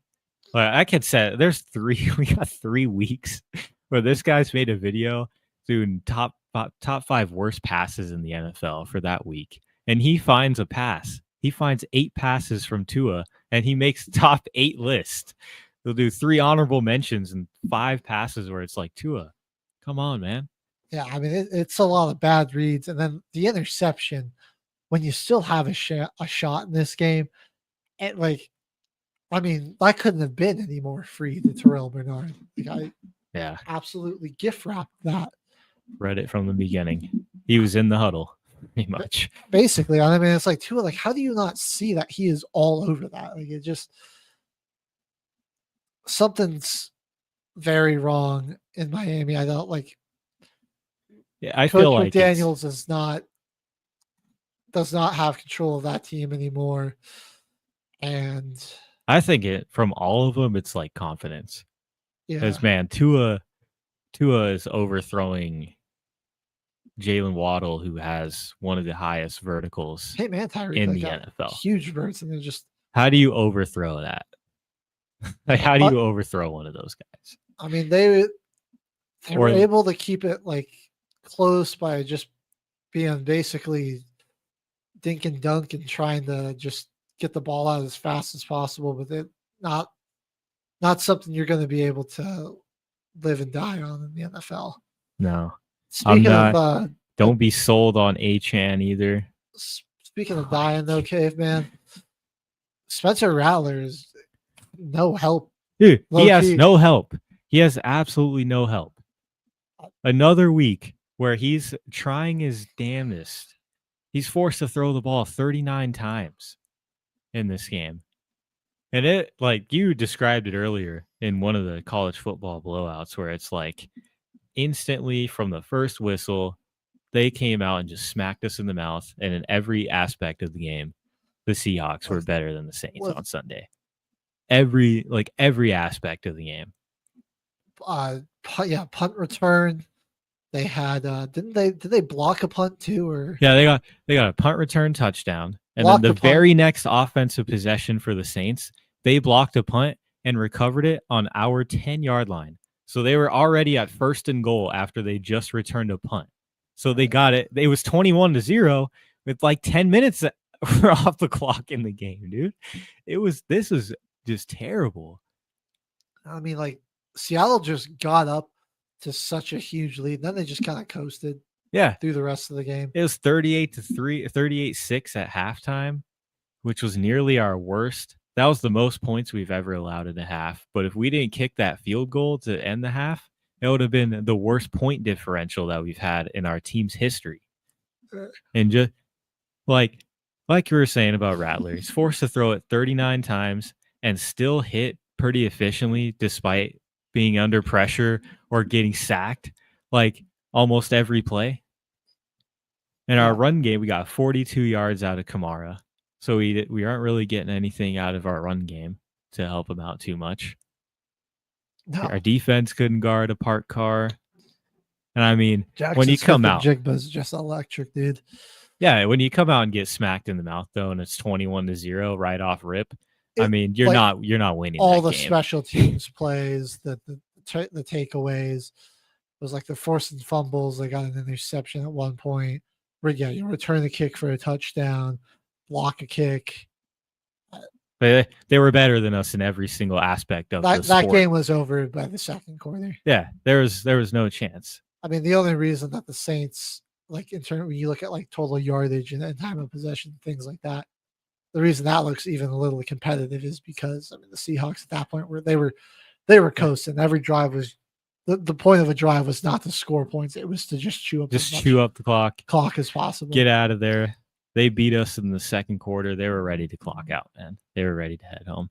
So it was tough. Slide back over to the early window, and we're just talking about some sloppy football, special teams wise, and offensively for a lot of teams. That goes for the Packers as well.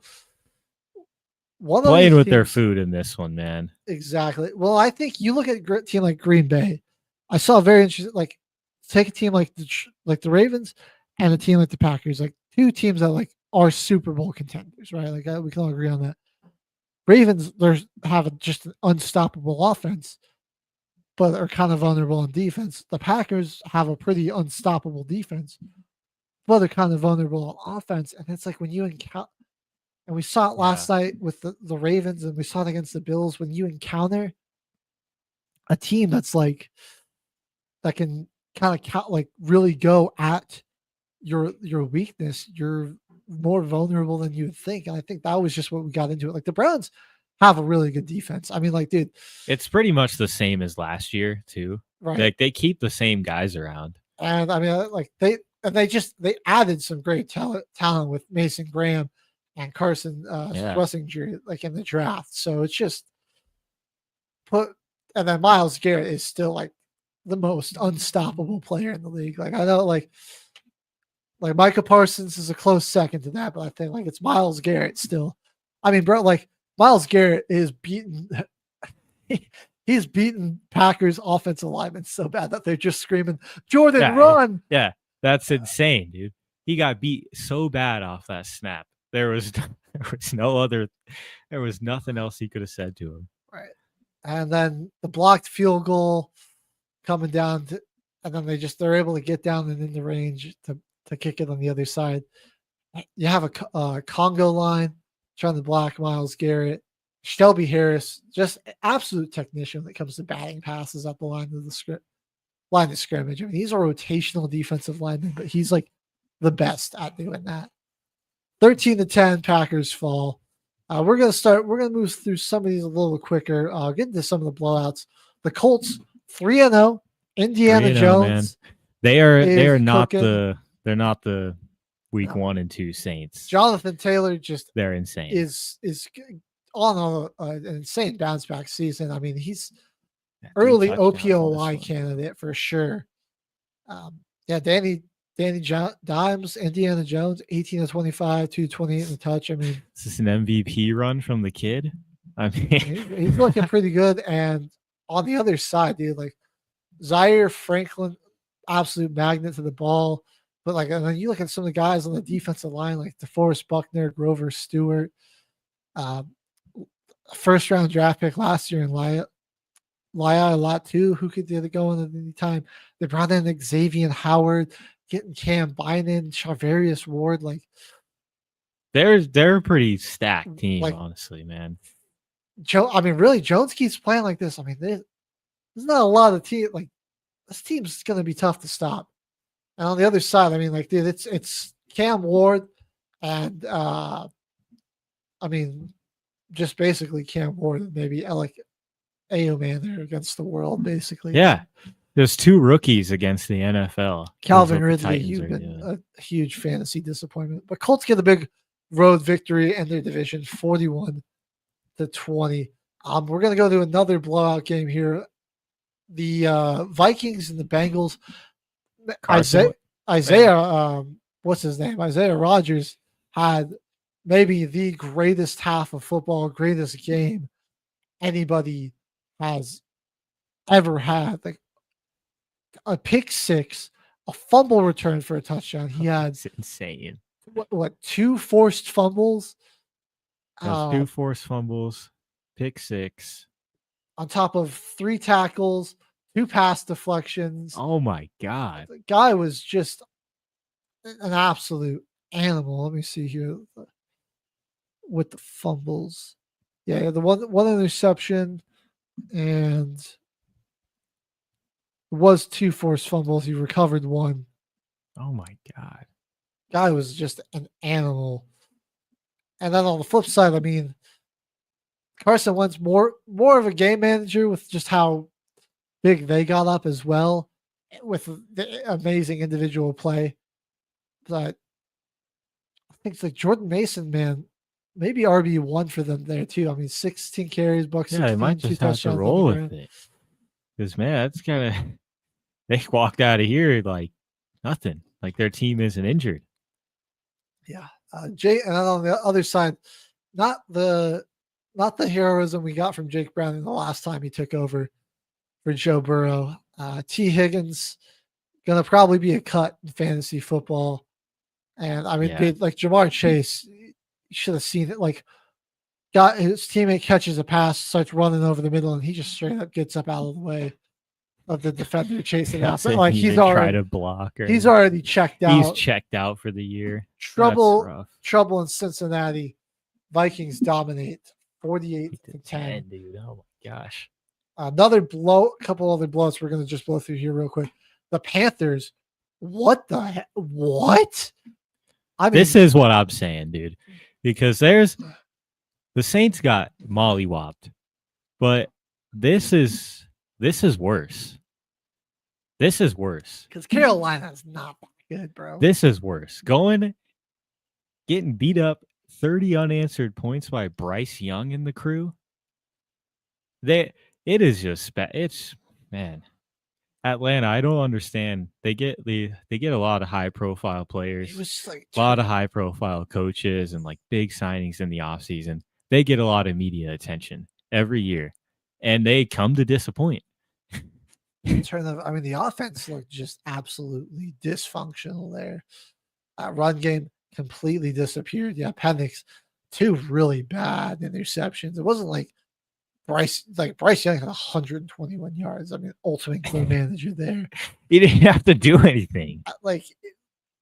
Chuba Hubbard. Carolina just slowly grinded this one out. Yeah. While the Falcons struggled to get anything going. 30-0 win for the Panthers. Another game that turned out to be surprisingly not very close. I mean, Marcus Mariota had that Commanders offense humming. Jeremy McNichols ripping off a couple of big runs. They're still just not giving Krosky Mare enough touches, I don't believe. The running game out of the Commanders isn't great. I mean, they got 201. A lot of that came on that 60-yard touchdown run. Defensively, they held really well. They just gave up, some late slop. Yeah. There in the fourth quarter when they were already up by a bunch. Trey Tucker, man. Dude, is that the guy that you swap out T. Higgins for? Maybe. This could be your dude. Because that's a huge I'm like, game. Is this an outlier game for him? Like, certainly the best game of his career. 8 catches, 145, and 3 touchdowns. But you look at the rest of the season, 13 catches for 211 and 4 TDs. So a lot of that production coming in this single game alone. Is that the breakout? Is this the signal that he's breaking out? I'm not so sure. I'm kind of interested to see how let's see what happens. He keeps going, but 41-24 victory there for the Commanders. It was at least kind of close, like at the beginning of this game, and Raiders fell apart. Trouble in Houston, man. CJ Stroud and the Texans fall to the Jaguars 17-10. 0-3. 0-3. I mean, there's season's over. I mean, this is Indy's division to lose. Brian Thomas Jr. Is it the Shane Waldron effect? Ew. Is he scared? T-Law 20 of 40. Right. Oh my! They won. It was an ugly game, bro. Ugly game. There was not a lot of cut-ins to this one on NFL Red Zone until it got close. Oh my god! So like a bad late interception by CJ Stroud, which ended up leading to a touchdown on the other end for ETN here. Like here's the thing: it's like Jacksonville's 2-1. They got a division win. They fraudulent 2-1. They're nowhere near as good as Indianapolis. I mean, like that. At this point, I mean, Indy should run away with the division if they keep playing the way they're playing. The Colts floor all these teams. No other team There's no chance can hold a candle to them. I like what Liam Cohen's done for the running game with the Jaguars, but yeah, I mean, it hasn't been pretty on the T-Law. Thomas has taken a huge step back. He only had 2 catches in this one, right? Yeah. Oh man. And one of those was a long for 46, and then I'm pretty sure that was at the end of the game too. Yeah. So I mean, Jacksonville, I think they got a good defense going for them. A lot of underrated names on there, but What's going to happen and in like that the quarterback Texans, room dude, in I'm this telling you, like offseason? they've got a great defense. The defense is absolutely stacked. Keeps them in all these games. And it's like they've got a ton of talent in the wide receiver room. They've got, they've got some solid running backs, but the O line is just so It's terrible. horrible. And I like CJ Stroud. It's hard to just only blame the O line because he hasn't been making great reads.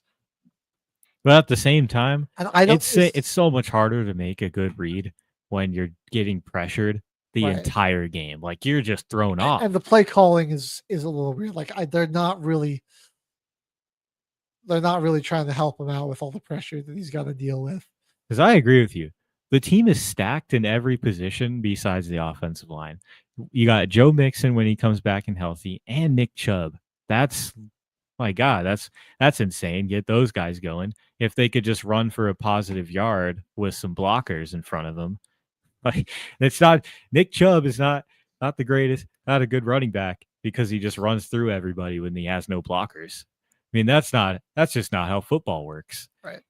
The New England Patriots, you outgained Pittsburgh 369 to 203.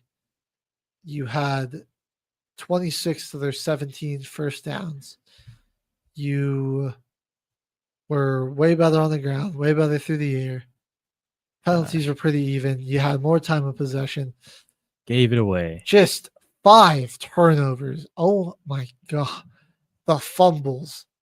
3 out of the running backs, 1 out of May. You also get an interception from them. I mean, like Pittsburgh just kind of sat there and like let the Patriots hand them this win. I mean, in no way were the Steelers a better team in here. The ball security. I mean, an old school coach like Mike Vrabel too has just got to be furious. I mean, he's got to be just like I would not have wanted to be in that film room on Monday. Oh my goodness.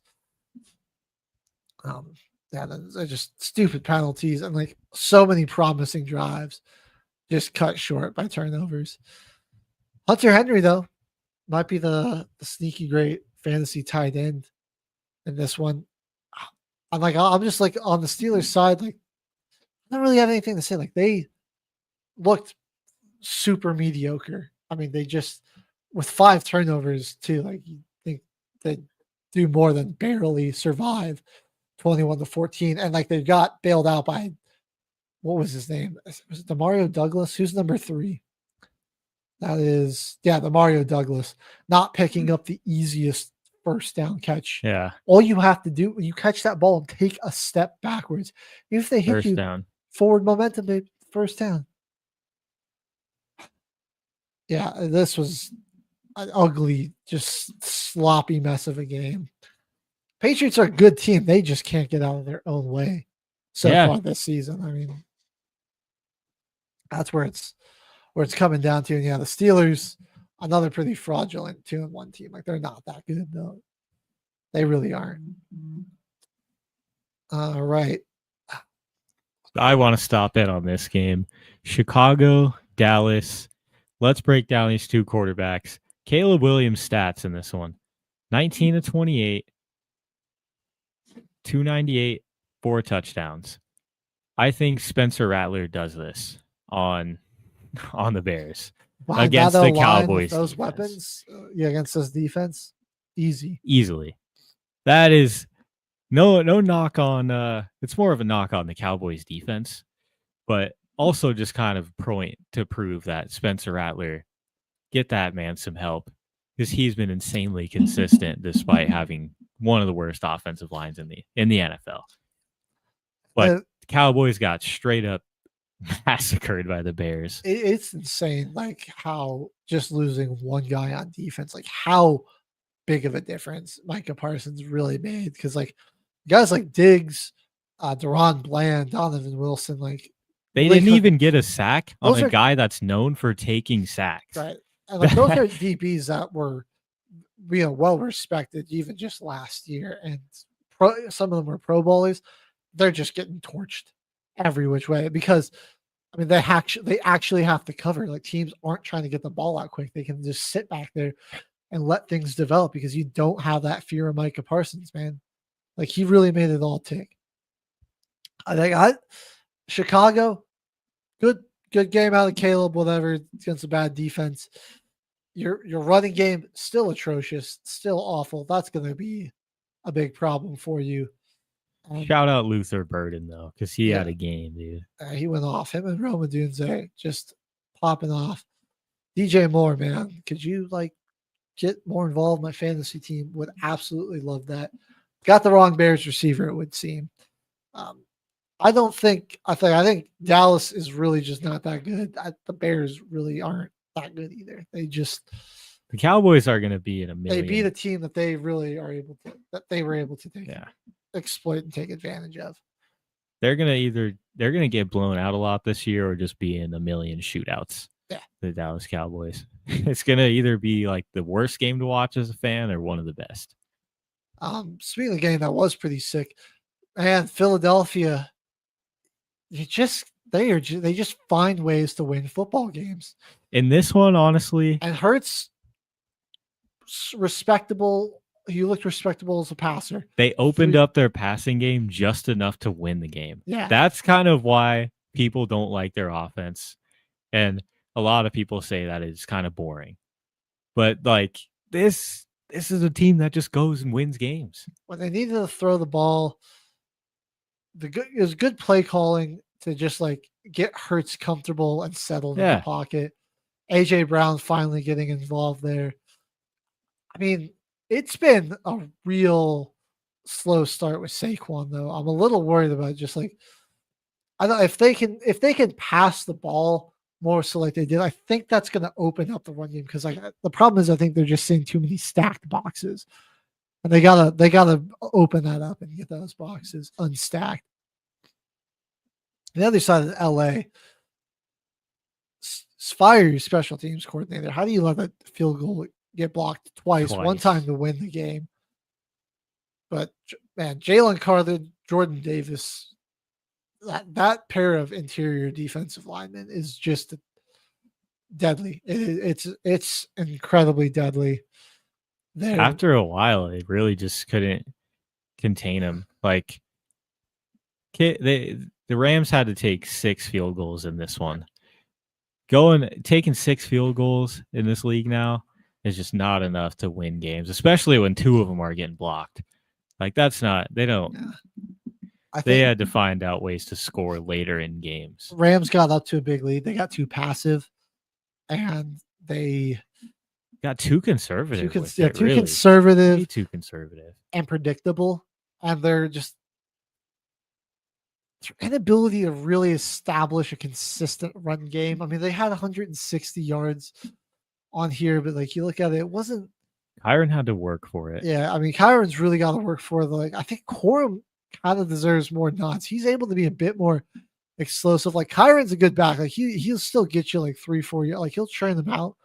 I think like Corum just opens up a little bit more explosiveness in that running game that I think they might want to try to lean on here. And then Puka he might break Michael Thomas's record for receptions. Yeah, he's insane, going dude. crazy. Like he only has like 1 touchdown this year that's like rushing, but he has 29 receptions. Hey. Like he's been a great fantasy wide receiver in PPR just purely off of receptions because he just it's 11 points right there just from catching the ball, racking them up. Yeah. And they're giving them the ball in the running game and stuff like that too. So, yeah, LA just got too complacent. That was their big problem here. You just can't. Like, I don't think they thought Hurts was going to be able to throw it enough to get them back in this football game, and they just wanted to stack the box and try to chew clock. But the Eagles, that's why I still got them as a potential the potential Super Bowl winner, at least winning the NFC, because this is just an incredibly talented roster. No matter what happens, they just find all these different ways on defense, on offense, on special teams. They just have playmakers and guys making plays everywhere. It's without a doubt the deepest roster in the league. Our final game of the morning, the Buccaneers almost fell victim to the Jets of just also getting too complacent and predictable. Huge lead. Then 21 points in the fourth. Right. Get that field goal block in return for a kick. Will McDonald was playing his heart out. I got to give him credit for that right there. And ran the kick back. Was making didn't get any tackles, but he was getting a good amount of pressures on Baker. Mike Evans, is that injury serious? I mean, they're already pretty thin. It's a hamstring, but I'm gonna be honest, he's already had some injury issues with that soft tissue stuff, like the hamstrings. He's 32. I'm kind of expecting a little bit longer of a return on this one. Tampa still finding ways to win football games. Despite it all, they're 3-0. Got a big test next week against the Eagles. I mean, Mecca Ibuka might be your number one wide receiver there. Can we Bucky? Nothing crazy on the ground on the Bucky Irving yet, too. Only 174 yards on the season. They're getting them involved in the passing game, but it hasn't looked super great out of the running game. But Chase McLaughlin, I knew that he was going to be sick as a kicker. Could have been 6 of 6 if that didn't get blocked. But 21 fantasy points for me this week. He was my best player on 2 teams. That was absolutely depressing. But it came down to, again, you don't want Baker to get the ball last. Right. I mean, in the clutch, if you 2 plays they got down the field and won it. 3 weeks. It looked over. 3 weeks in a row. It's like Baker Mayfield with his back against the wall starts playing his best ball. You don't want his back against the wall when he was behind that Cheesecake Factory. Yeah. There we go. Our guest has joined in. Do you want to just bring her in now, or should we go to the break and get her prepped and set up? Let's do a quick break. We'll get everyone settled in, and we'll come right back, everyone. We got the Denver Broncos and the LA Chargers game to cover. I'm sure HG's kind of heartbroken on that. The Saints got beat down bad, so I can't even complain. Broncos beat themselves. We'll have that to cover, and a very special guest, a Rachel Vigil, insider with the Broncos, coming up after the mic in hand. Stay tuned. So hard they banned my brain.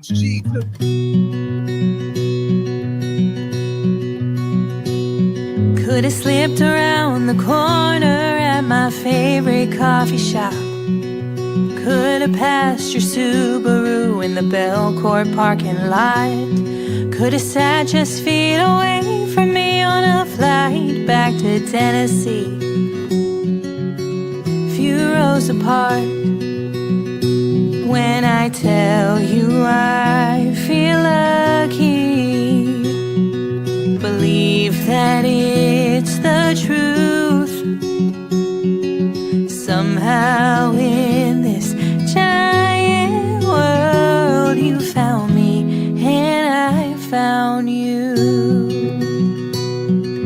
Could have been a blind date, had to cancel, I was running late. Could have never been that friend of a friend.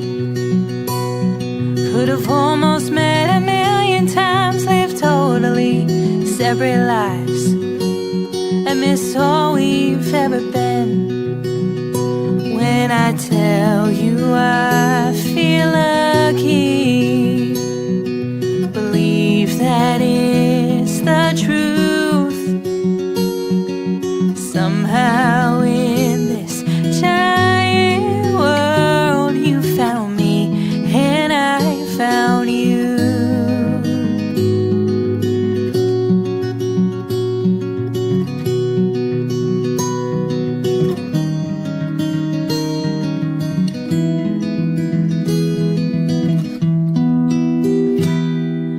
have never left the desert, had your California dream. Could have stayed back in the Midwest, you know I miss Missouri. Moved halfway across the country, now we're standing here today. I won't take for granted that our lives turned out this way.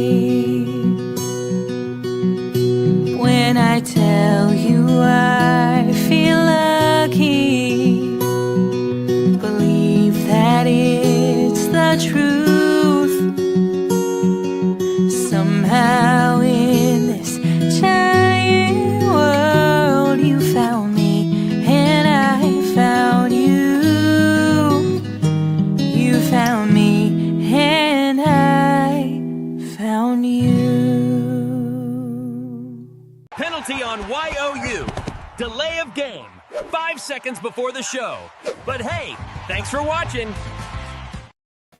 All right, everyone. You are looking live, and it is time for our special guest, Broncos Insider Interview of the Week.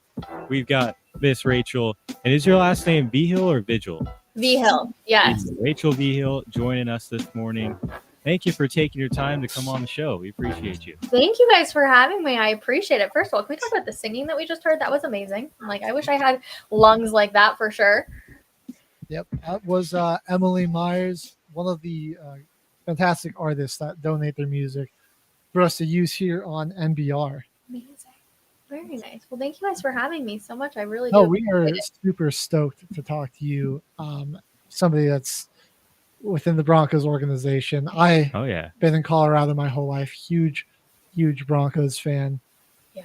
And before we start interviewing you, we got to talk a little bit about this game. It was an unfortunate, tough road loss against a really good Chargers team. So what were some of your takeaways from the game as somebody that works really closely with the team? Yeah, I mean, obviously such a bummer in back-to-back weeks between the Chargers and the Colts. My biggest takeaway is that this team has no identity. We don't know what they're going to do. Every single game looks so different. I talk about it all the time on all the shows we do. Sean Payton is such a mind game type coach, and I feel like he's constantly playing mind games. And instead of saying, this is the Broncos' identity and you have to be able to beat us, it feels like he is always going up against his opponent and saying, we're going to switch things up so that you don't know what we're going to do, and that's how we're going to beat you. And it's so frustrating. And when you look at the run game, you're sitting there thinking, why can't we just run the dang ball? The O-line is apparently doing much better than they were last year, even though they still weren't bad last year. You have a guy like J.K. Dobbins and R.J. Harvey now, and yet all of a sudden R.J. Harvey is getting more targets as a receiver than he is as a running back. It just doesn't quite make sense. The defense did everything possible to keep them alive, and unfortunately it just didn't work out the way we were all hoping. Right. I agree. I honestly kind of think J.K. Dobbins is the one guy in the offense that really anyone can be like, yeah, that's one. He's been playing to his strengths, really. But I agree. You got a young quarterback going in with a new game plan every week is a lot on the shoulders. Yes. No joke.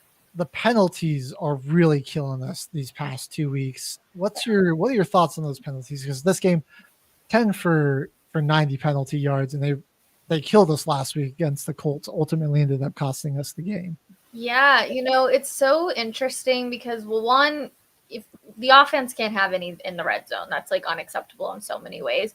But two, we had Chris Harris Jr. on our post-game show on Sunday, and he was talking about the Talanoa Hufanga, a little bit of an extra umph when he brought down a guy on a tackle. And he says, you can do those, but you do them in the first quarter so that it has no impact. You want to set a reminder to everybody that you're facing of we're a big bad defense, but you do that in the first quarter. You make them fear you in the first quarter. You don't do it in the fourth quarter, especially in a close game. And so while I don't think he did it intentionally to be the quote unquote big bad safety back there, I do think he was kind of just trying to make a statement and make sure he wrapped it up, because we saw them, have a guy that ran for 37 yards earlier in the game because they didn't bring him down on the ground and they thought it was forward movement. So it's been interesting, but it goes all the way even back to the first drive for the Broncos offense.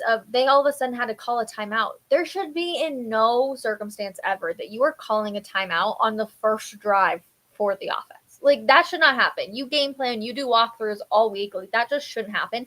There's too much just mismanagement on this team, and there's too many moving parts that I think we are seeing a lot of penalties, and we're seeing a lot of dumb calls too, in my personal opinion.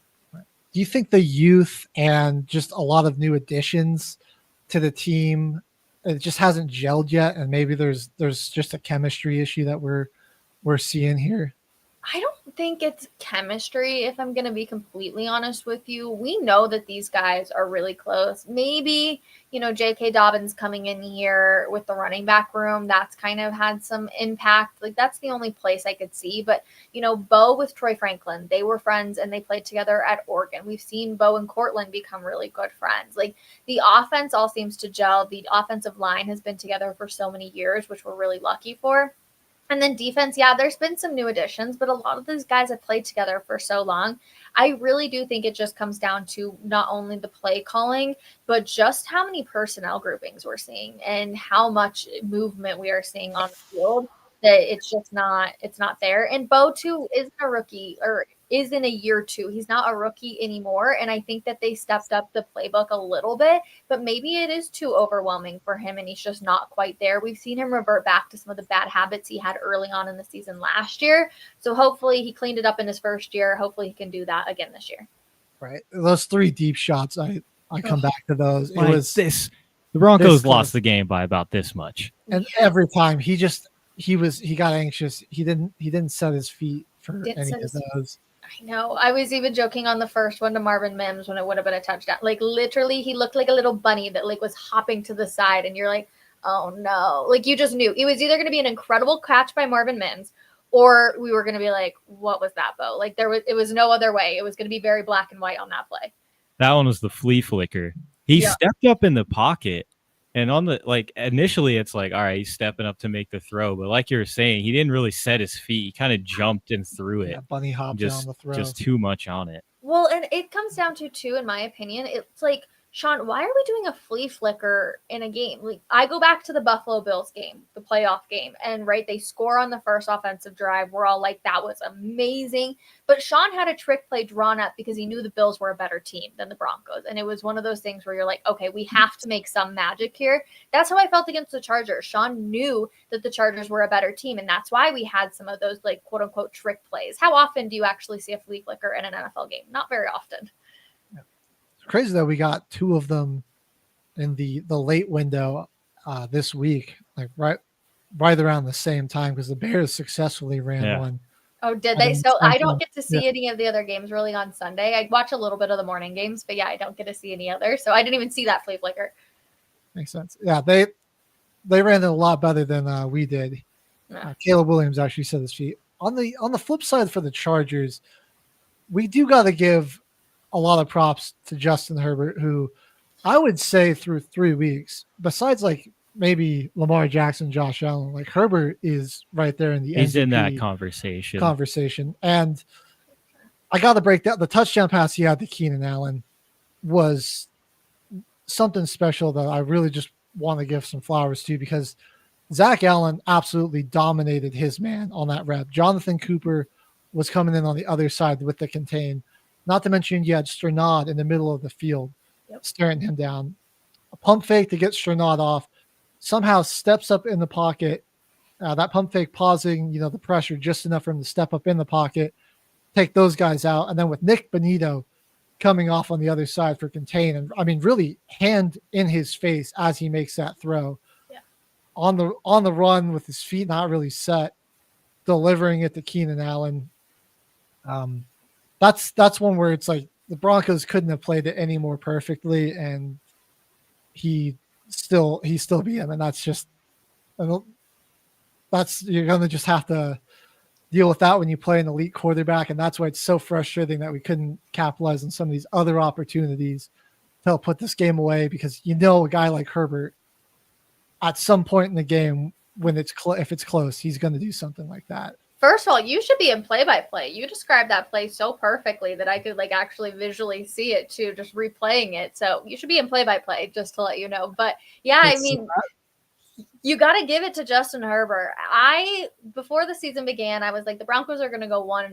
Why? Or against the Chargers. Because I was like, Justin Herbert's going to get hurt at some point, right? That's the struggles we've seen. He would have better stats than pretty much every single quarterback in the NFL if he had actually played all of those games. Justin Herbert is a fantastic quarterback. What they're doing in Los Angeles, you are really seeing them play to their strengths. And while it sucks that they're in the AFC West and we have to play them twice a year, and the fact that the NFL had their schedule where they played 3 AFC West opponents the first 3 weeks of the season is crazy. And the fact that they won every single one of those matchups is wild to me as well. But they're just a really, really solid football team. And they're lucky Justin Herbert has such a good arm too, because obviously now Najee Harris out for some time, and then just having to deal with Marion Hampton, their new running back also. The Broncos were looking at him in the draft. It's going to be really interesting to see how much they're going to have to really lean on Herbert. But of all guys to have, you're happy it's him. Yeah, absolutely. Well, I think we'll break down the coverage of this game. But Rachel, tell us a little bit about yourself. Let's get into this interview. A little bit about you. Yeah, so I am a native here in Colorado, born and raised. I went to Thornton High School, went to Colorado State University for college. Immediately after that, I worked for the Western Athletic Conference as a host and sideline reporter. And then I also worked with the Colorado Rapids.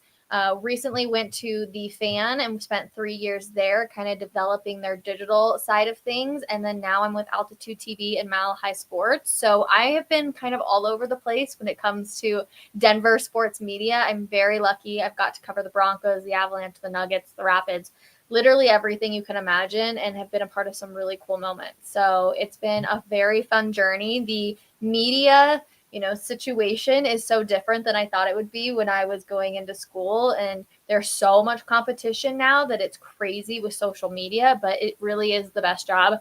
I do not look at it all like I am working. Like, it just feels like this was what I was supposed to do, and I'm really lucky to do it. Oh, yeah. Great mindset to have. Definitely. What was some of your biggest drives, some of your biggest motivations to kind of pursue sports journalism? Yeah, so I actually knew at the age of 10. I went to my first Broncos game with my dad. It was a preseason game. Like, it was downpouring in the rain, and I was like, I absolutely love this. And from then on, I knew that I wanted to go into, football essentially and in sports. So I wanted to play football, right? Little 10-year-old me was like, I want to play football when I grow up. And then I realized that wasn't going to happen. I'm only 5'4" and 120 pounds, so I would get absolutely bulldozed if that was the case. But I was like, what's the next best thing? And that was going to be sideline reporting. And then there were so many other avenues that have opened up to hosting, to, doing content creation, all sorts of things that I've just been really lucky to do. So I've known forever. My mom was taking me to do shadowing intern experiences when I was in 8th grade at 4 a.m. going to 9 News in Denver and all sorts of stuff. So I've known that this was the path I wanted to do for a really, really long time. That's awesome. Oh, that's incredible. There's definitely so many different pathways that you can take with it. Yeah. There's a lot of ways you can create through sports journalism. It's awesome. Totally. And now with social media too, didn't mean to cut you off, but now with social media, I tell people all the time, I'm like, go out there and you can create any content you want. Right? Like, a lot of us watch the game the same way. Even though I am doing it on TV, I still watch the game on TV. You can go do it on a YouTube channel. I actually met some gentleman who we were going through an Arby's drive-through actually, and he was like, he recognized me and he was like, I'm a huge Denver Broncos fan. He's like, I make content actually like all the time on the Broncos. So he subscribed to his YouTube channel. He's got 40,000 subscribers. And I'm like, dude, you can make some good money doing that. So yeah, I tell people all the time, social media is such a great way. If you want to get involved with sports, just start. Oh yeah. Exactly. I mean, you can take it as far as you're willing to. Yeah. Totally. You've got full control of it. So it's a great way to get into it. And it's just so much fun. That kind of brings up the next question that I had, was how you ended up getting into your position as a Broncos insider and doing that kind of stuff as behind the scenes reporting. Yeah. So I've always loved vlogs. I used to watch YouTube, growing up and all of that kind of stuff. I was always fascinated by it. And I just realized that there wasn't a lot of people showing what it's actually like to be a sports reporter. right? Like there's a lot of times where things don't go as planned and we have to just follow whatever the Broncos want to do. So I kind of took that avenue of like, let me show people what it's actually like to be in this industry and to bring them a little bit closer to their teams. And I really look at my job as that.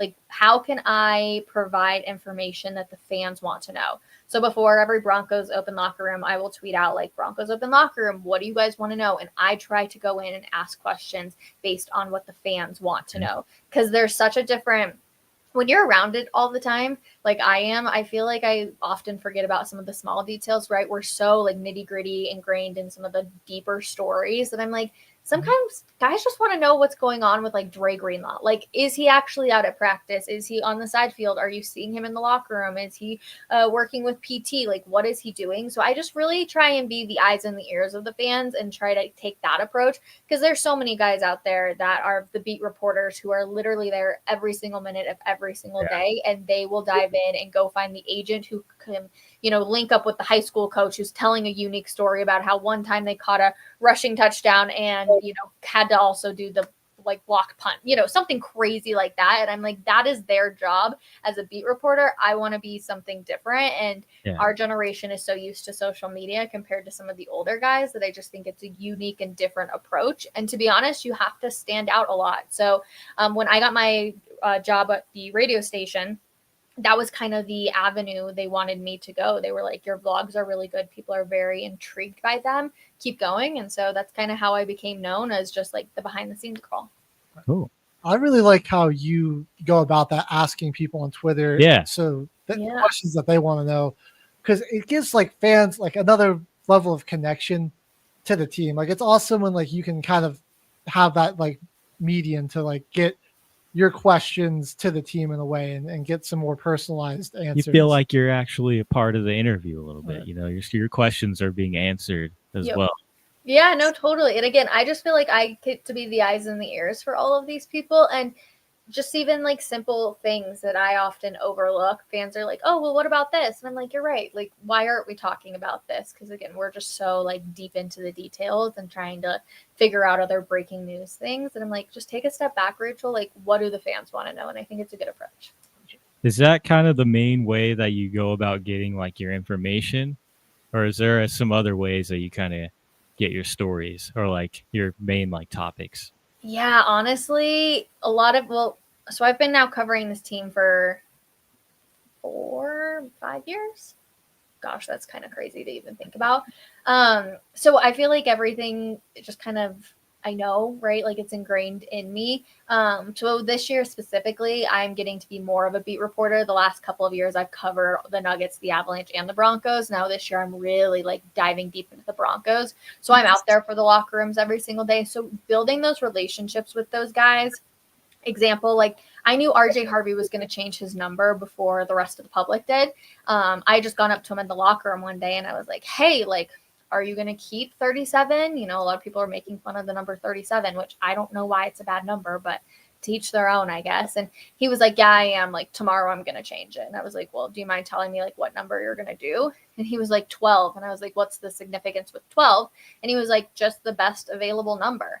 But he didn't want people to find out until later. So like I was texting the people I know behind the scenes and I was like, just get ready. Like he's going to announce this. But there's also that trust you have to have with players of like, you don't want anybody to find out yet. Like we'll tease it so it gets people talking. And then on your terms, you can announce it. Like there's people that are out there to break news. And then there's just people that are out there to like, I don't want to say build relationships with players because that sounds bad, especially as a female for me. But like, we want to draw attention to what the players want to highlight, if that makes sense. Yeah, you're more just like being their friend. It's not really like it's not like a friendship type of relationship where they're in the locker room and you're just kind of, you know, the number changing questions and like stuff like that. Yeah, totally. Or Troy Franklin, you know, I've talked to him. Marvin Mims did like a touchdown dance with sign language. And it's like, okay, like, what are the stories and what are the things you're doing that you want to get out to Broncos country? Like, I just try to be that middleman to help them do that. So you've been with the team for reporting for them for 4 years, also with the Avs and Nuggets, it seems. Yep. Who are some of your like favorite players, coaches, you know, people in those organizations Oh, that yeah. you've met over that time? Oh my gosh. It's so much easier to tell you the guys that I don't like compared to the guys I do because there's so many good You can do ones. that too. Yeah, I won't do that. That'll probably get me in trouble. But I will just say in Denver, we are so very lucky to have so many great athletes that are caring and that, appreciate what we do and are willing to give us the time. Like we're really, really lucky between all three of those teams to do that. And I've been a part of some really special moments. Actually, so this, I don't know if you can see it. This beer is from the Nuggets locker room celebration after they won the NBA Finals. Oh, You know what I mean? Like those types of things are just so special. And there's just so many good guys. Like they realized it was a long season for us too. And they're like, we want you guys to celebrate with us. Now, of course, we did it quite not on their level, but it was just really cool. But I'm like, I can never open that beer. Like that is just a memorable beer now at this point. that's awesome. That's incredible. All right. Well, I know it's a little far out, but are you hearing any buzz from the scouting department on some potential future prospects Ooh. that the Broncos are looking at? I mean, are they very focused on the now, or do they have like a little part of them that's still working on building the future? I'm sure George Payton is starting to scout some of the college guys, right? Like they're out there every single weekend. Any college games you go to, you'll always see a row in the press box of different scouts from NFL teams.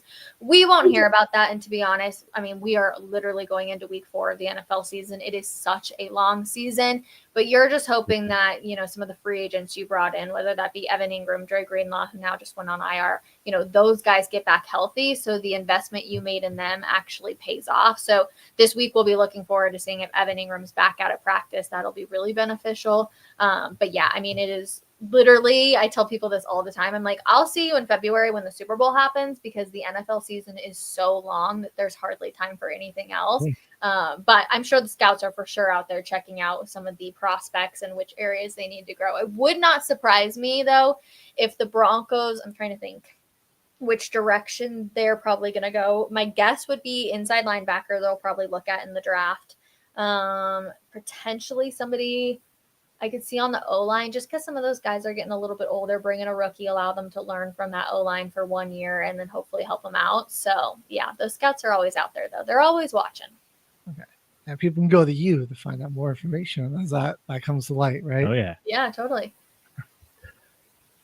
Well, you're speaking about Evan Ingram. I know he's been hurt, but the first 2 games of the season, very limited targets. Didn't see him a whole lot out there, just getting passes or in the route tree. Is there, a plan for the Broncos to try to get him more involved? Because he was probably out on the offensive side of the ball our most exciting addition. People were really excited for what he could add to our tight end room, and it just hasn't really taken off yet. It is mind-blowing to me. It makes me want to pull the hair out of my head when I'm like, this guy is supposed to be your joker. We talked all last year about who's the joker for the Denver Broncos team. You talk all off season about, oh my gosh, the Broncos finally got their joker. And now you're not utilizing him like a joker.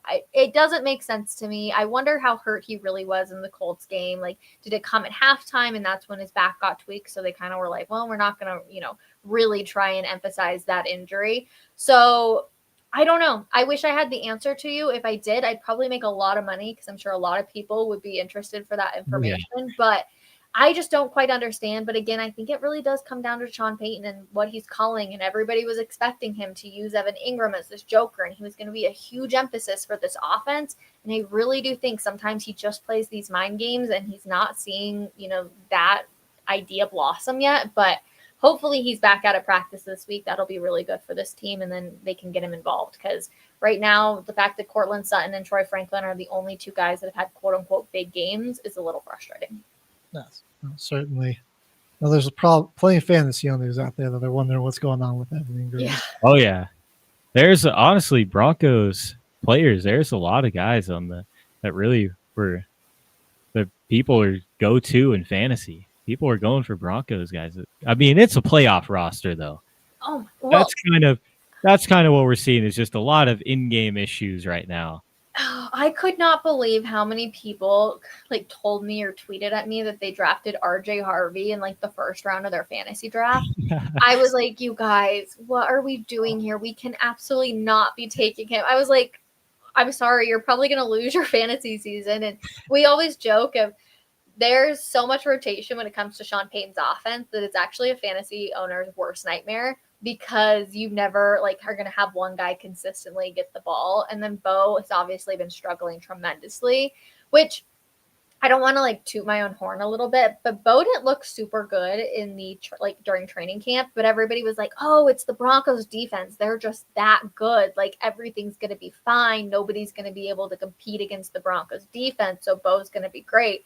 And I was sitting there oh, Bo just doesn't look good. He's not connecting on some really easy passes that he should. So it's not surprising to say that he hasn't looked great, but the fact that he's literally being ranked by Pro Football Focus as the worst quarterback in the league, it's a little concerning. Yeah, that's I think they're maybe being a little harsh, but he's not too far off from it. It's been real rough. It definitely has been. Yes, I know. We're all just okay, is it Monday night yet? Can we have a game where they actually look like a complete team? That would be awesome. Right. Well, you think anybody on the Broncos defense can do what Isaiah Rodgers did to the Bengals this Monday night? I don't know. So I heard a lot about that game. I haven't watched the tape. I need to because I know there's obviously a ton that went into it. But I mean, what they have 7 sacks total? Was that what it was? Or am I getting my games confused? Oh no, last night's game was 7 sacks total between the with Lamar and them. Right. But I do know that Jake Browning obviously didn't have a superior game, that's for sure.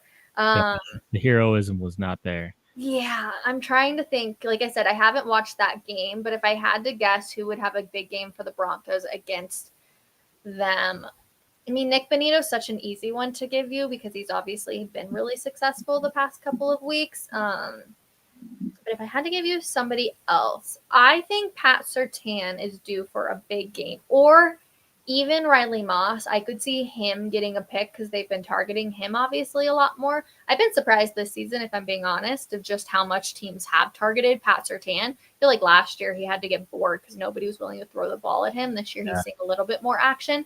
But I'm going to go, if I had to say one person, I think Riley Moss has an interception on Monday night against Jake Browning. I think that would be really, really good. He's just, I don't want to say he struggles because he's just seen so much action, but they're definitely picking on him and he's given up some decent plays. So I would like to see him have a bounce back game. Yeah, now teams definitely go his way a lot. It'd be, a big bounce back for him considering how badly he got burned. I know. He literally got mossed. Riley Moss got mossed in the game on Sunday. It was unfortunate. Yeah. I know. Some struggles from him there. Seriously. So we're a couple weeks into the week.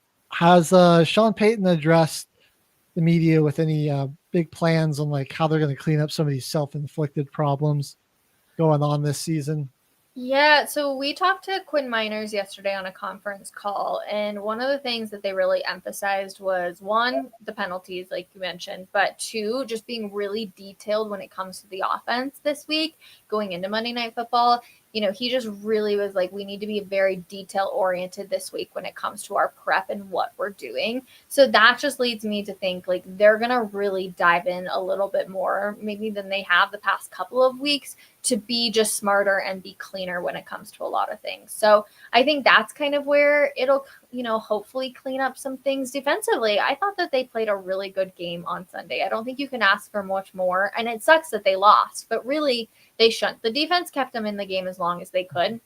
It was pretty much I felt like a 75-25 chance of if the Chargers were going to go down and do something on the Broncos defense, but I felt like it was a 90-10 chance of 90% of the time this offense isn't going to be able to move the ball. 10% will get lucky and they will actually be able to. So it felt very flip-flop between both teams coming on.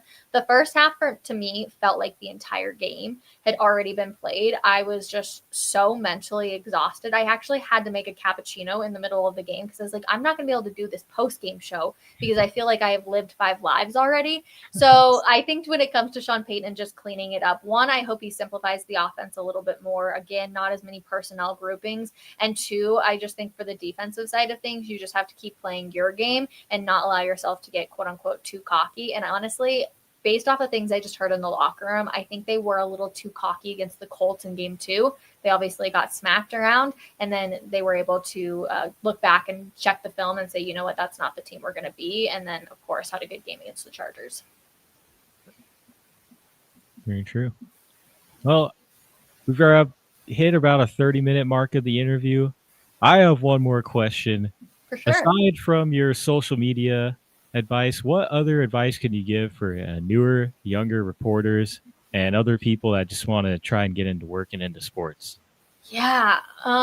Social media is such a big one. I did so many internships when I was in college. I didn't get paid. I was commuting 2 hours to go one way. I would just say get involved that way. Do as many internships as you can. Go shadow people. People I interned with are still in the industry today. And I talk to them now all the time. Like, I've become friends with them. So building those relationships, everybody is willing to help everybody in the industry, which is really nice.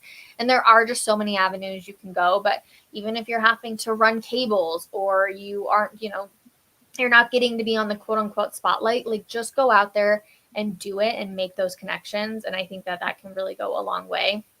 Like I said, I did so many internships, and I got my first job out of college because the guy said, like, you were a go-getter. You could clearly see that from how many internships you did. And that is, if I'm being completely honest, that is where you are going to learn everything.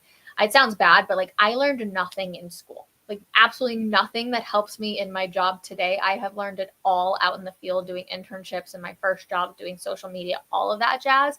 So I just tell people all the time, like, go out there and actually try and work in the industry. And if you have to take a free job, you have to take a free job.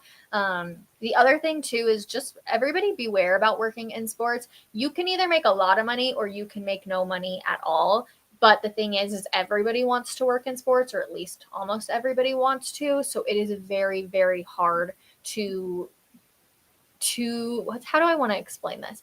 It is very hard to make a full living when you start out, especially here in Denver. I have so many good friends that are literally paycheck to paycheck just to be in the industry. And I just always want to tell people that, like, if you want to live really comfortably, sports may not be the best place to start, because it is truthfully so hard. You have to work very, very hard to make a lot of money in this industry.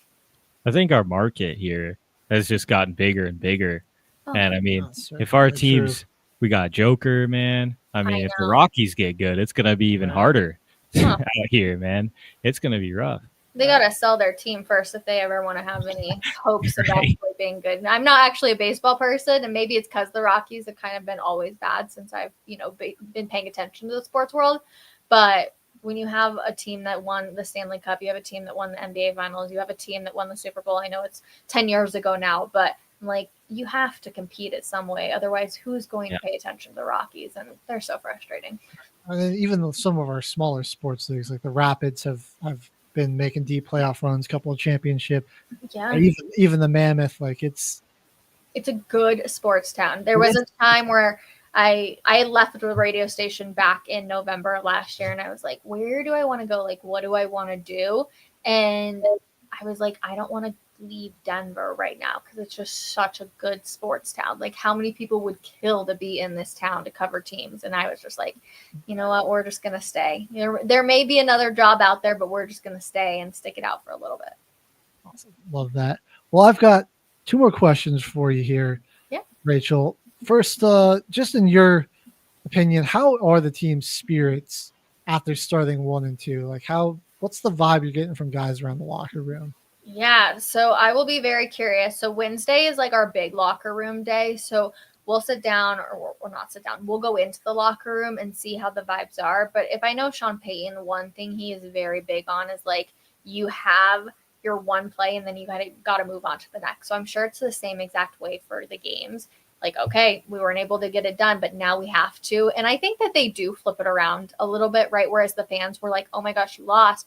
Like, it was a close game and you lost it. I think in that locker room and in that building, sometimes they're like, look at how close we could be to possibly being 3-0. So, like, we're a good team. We just have to keep chasing that and fixing those mistakes. So I think it'll be probably really good. I think they'll be excited about the opportunity for primetime on Monday night. But yeah, I wouldn't say there's any, it's no sad locker rooms yet. We've seen some of those in previous years. after the playoff loss and everything like that. There's some sad locker rooms, but usually this early on, there's enough of the season to go that these guys are still pretty motivated to continue. Awesome. Good to hear that. And then we were talking a little bit about the team's lack of identity. What would you say would be the best type of identity that they could establish for themselves as somebody that's close to the team? What do you think they could do to establish a winning type of identity? First of all, I love that question. Who could they be, right? Well, it's hard when you look at Sean Payton because he's just such a pass-happy, quarterback-happy coach. So I'd love to say that they've got that. Unfortunately, I just don't think Bo is there. If they could be a team that could do 60-40, 60% of the time they're going to pass the ball, 40% of the time they're going to run, I think they could be really successful. But unfortunately, Sean Payton just doesn't like to run the ball. And I mean, honestly, come down to the fourth quarter. I feel like we just don't see them have success running the ball at all. If you look at this last game, they had 0 rushing yards in the first half. 0. In the third quarter, J.K. Dobbins finally got going against his former team, which was fantastic to see and really pay attention to. But then they just stopped going to the run. And I was like, why? You're having success with it. I don't understand why all of a sudden you're just stopping. So I don't know. It's a really hard question. If they could go 60-40, like I said, I think that they could have a really good identity. But honestly, I feel like it's always going to be an 80-20 when it comes to Sean Payton. And I just don't think you can do it that way. It's unfortunate. I love Sean Payton as a coach, but sometimes he won't get out of his own way. I agree with you. The 60-40 would be great. And with the strength of this defense, try to play this ball control type of offense. You can lean on. Yeah, we saw a lot of successful teams last year. Even like the Chiefs didn't have a super good run game last year, but what they did is the quick passing. We could incorporate something like that and just hold the ball for a long time, and just give other offenses less opportunities. They're going to get less chances to get past this great defense would be something special. So hopefully Sean Payton's willing to break his mold a little bit. Will we see a true 60-40? I don't know. But maybe 70-30. We'll try and meet in the middle, right? That could be nice. Not bad. We can make that. We'll take it. They always talk about Bo being the check down queen or king or whatever. And I'm like, okay, but Bo does have an arm. Let's give him a little bit more credit. But also, I'm here. If it's going to just take them throwing 4 or 5 yards at a time and just continuously move down the field and eat up the clock, I'm totally here for it if that's what needs to happen. All right. Well, we've reached the end of our interview segment. So we've got one more segment for you, Rachel. It's your time to shine. It's time to shine, baby. It's time to shine. So with our final segment, said that at the same time there. That was pretty cool, actually.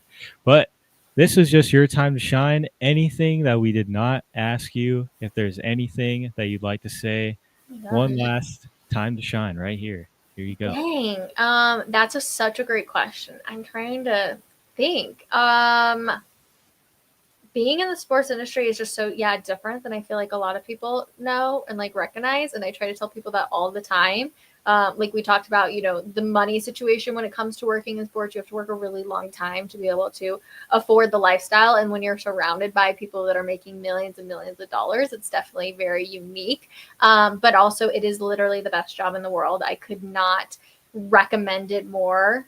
I do not feel like I work a day in my life. And I'm telling you that honestly, there are so many good people in the industry. It's just honestly so much fun. And I hope that people get to experience that or at least feel that through my content that I provide. That's really important for me. And so you guys, just thank you for the opportunity to come on here and talk some ball, and quite the pleasure. So thank you, honestly. Yeah. Thank you for coming on. Yeah, of course. We really appreciate it. And before we have you we send you off, go ahead and plug your socials for everybody watching so they know where to find you. Yeah, so just at Hey Rachel Vigil on Twitter, TikTok, Instagram, YouTube. You can even find me too. So mostly active on TikTok. That's kind of my main platform. And then Twitter for sure. That's where a lot of the news and really Broncos heavy content drops are. All right. Awesome. Well, Rachel, again, thank you so much for coming on with you today and giving us a little insight into the Broncos. We really appreciate it. Yeah, no worries. If anybody has any other questions too, feel free to DM me, email me, whatever else it'll be. I'm happy to help. All right. Good Thank you talking very to you. much. Yeah. Bye, guys. All right. Man, what an interview. That was one Incredible. heck of an interview. It's been a while since we had one. All right, I think it was but Mr. Bo Leave the last time we had. Yeah. Yeah. That the guy that made that song. Joe. It was Joe. Wow. But that's awesome. I loved a lot of her insight and just into the team and her approach to the journalism side. And I think we just learned a lot. I mean, I feel like I've come away with a better understanding of my team. And like, I think of myself as a super fan. Like I follow them pretty closely. But yeah, like somebody that's got their ear to the locker room like that is, Yeah, it's nice to Really hear fun to things have. like that about your team. Just teams in general. It's always really fun. and yeah, like I just want to hammer home that point of the identity and cleaning up the sloppiness. Like, I mean, this is a team that's, they're right there of being 3-0. They really could be. I would love, like, I don't know, man. Like Sean, can we throw the ball a little less, try to run it, Just a little less. That's what they got to do, really. at least run it a little more on first down. Because I think he throws it a lot on first down, and then we have like those plays don't go anywhere. And then we're getting behind the sticks too early. And I'm not a big fan of that. And yeah, just like it you don't even necessarily have to score a lot of points, but if you just hold the ball for like 3-4 minutes at a time each drive, I mean, just give other teams a lot less opportunities to be out there. They're going to start winning a lot more games. But Caveman, we didn't quite get to all of our games. We got about 3 left, a couple of primetime games, and then a battle for first place in the NFC West. Shall we head on out? Niners, Cardinals. Santa Let's start Clara. there, man, because this was honestly a pretty good game. Very defensive. Took off in the fourth quarter. And look, I'm telling, like, the Cardinals were a very fraudulent 2-0. This is not a good team. James Conner, hate to see that, man. That was a gruesome injury. Trey Benson's going to be taking the reins there. The offensive line doesn't really move a lot of people up front. It's hard for them to establish the run. Marvin Harrison Jr. is just continuing to struggle to break out. We've seen him with that big game against the Rams, and he's had a couple of other nice performances. Really bad drop when he was wide open in this one. And I mean, even Trey McBride, like, there's like no one on this offense that they can really lean on when things aren't going well, And I mean, like, I think they're actually pretty sound defensively on the other side of the ball. Like Josh Sweat, Calais Campbell having a good year so far. Right. Still got Buda Baker there. Mac Wilson was making plays all over the field. Keem Davis Gaither, I think he's a highly underrated player. Also, I'm a big fan of Zaven Collins. I think he's a really good off-ball linebacker there. And yeah, like, I mean, San Fran is just, without your starting quarterback, you're down like, I mean, Ricky Pearsall's now your number one receiver. You're out Ayuk, you're out Juwan Jennings, you're out George Kittle. Yep. You're out Brock Purdy. Nick Bosa did unfortunately go down in this game, so they're going to probably lose. He tore his ACL. He's out for the season. They're going to lose a big edge on your defensive line. Like Bryce Huff, you had that really good season. Can we see you step up and fill that role? I doubt it, but I mean, big win to survive here. Get that 3-0. Who are their next 2 games? Because, like, what do you think? Like, Brock is probably coming back around the week what, 6, 7? I think around 6, around week 6, which would be at Tampa. At Tampa, maybe you get him back at home against the Falcons. division game against the Rams without your starting QB and all the injuries could be tough. Jaguars are a very beatable team. Oh, yeah. This 49ers team. You get Brock back at Tampa is definitely tough, but then, I mean, Falcons are looking very beatable. Texans are struggling mightily. At the Giants, who knows who they'll be playing at that stretch. So, I mean, really, you still got a good chance to go to 4-0 and potentially get Brock back with only 1-2 losses on the season. Yeah. And firm with a firm shot at first place there. I mean, right now, like, be interesting to see, like, Christian McCaffrey shouldering a big load, 17 carries. He also caught 10 balls. Hope like that, they're working him to the bone, but he's holding up so far. And yeah, they got rid of Jake Moody, bringing in Eddie Pinheiro. Probably the reason For the he made better. that field goal. And they got the win on the game. For the better. Yeah.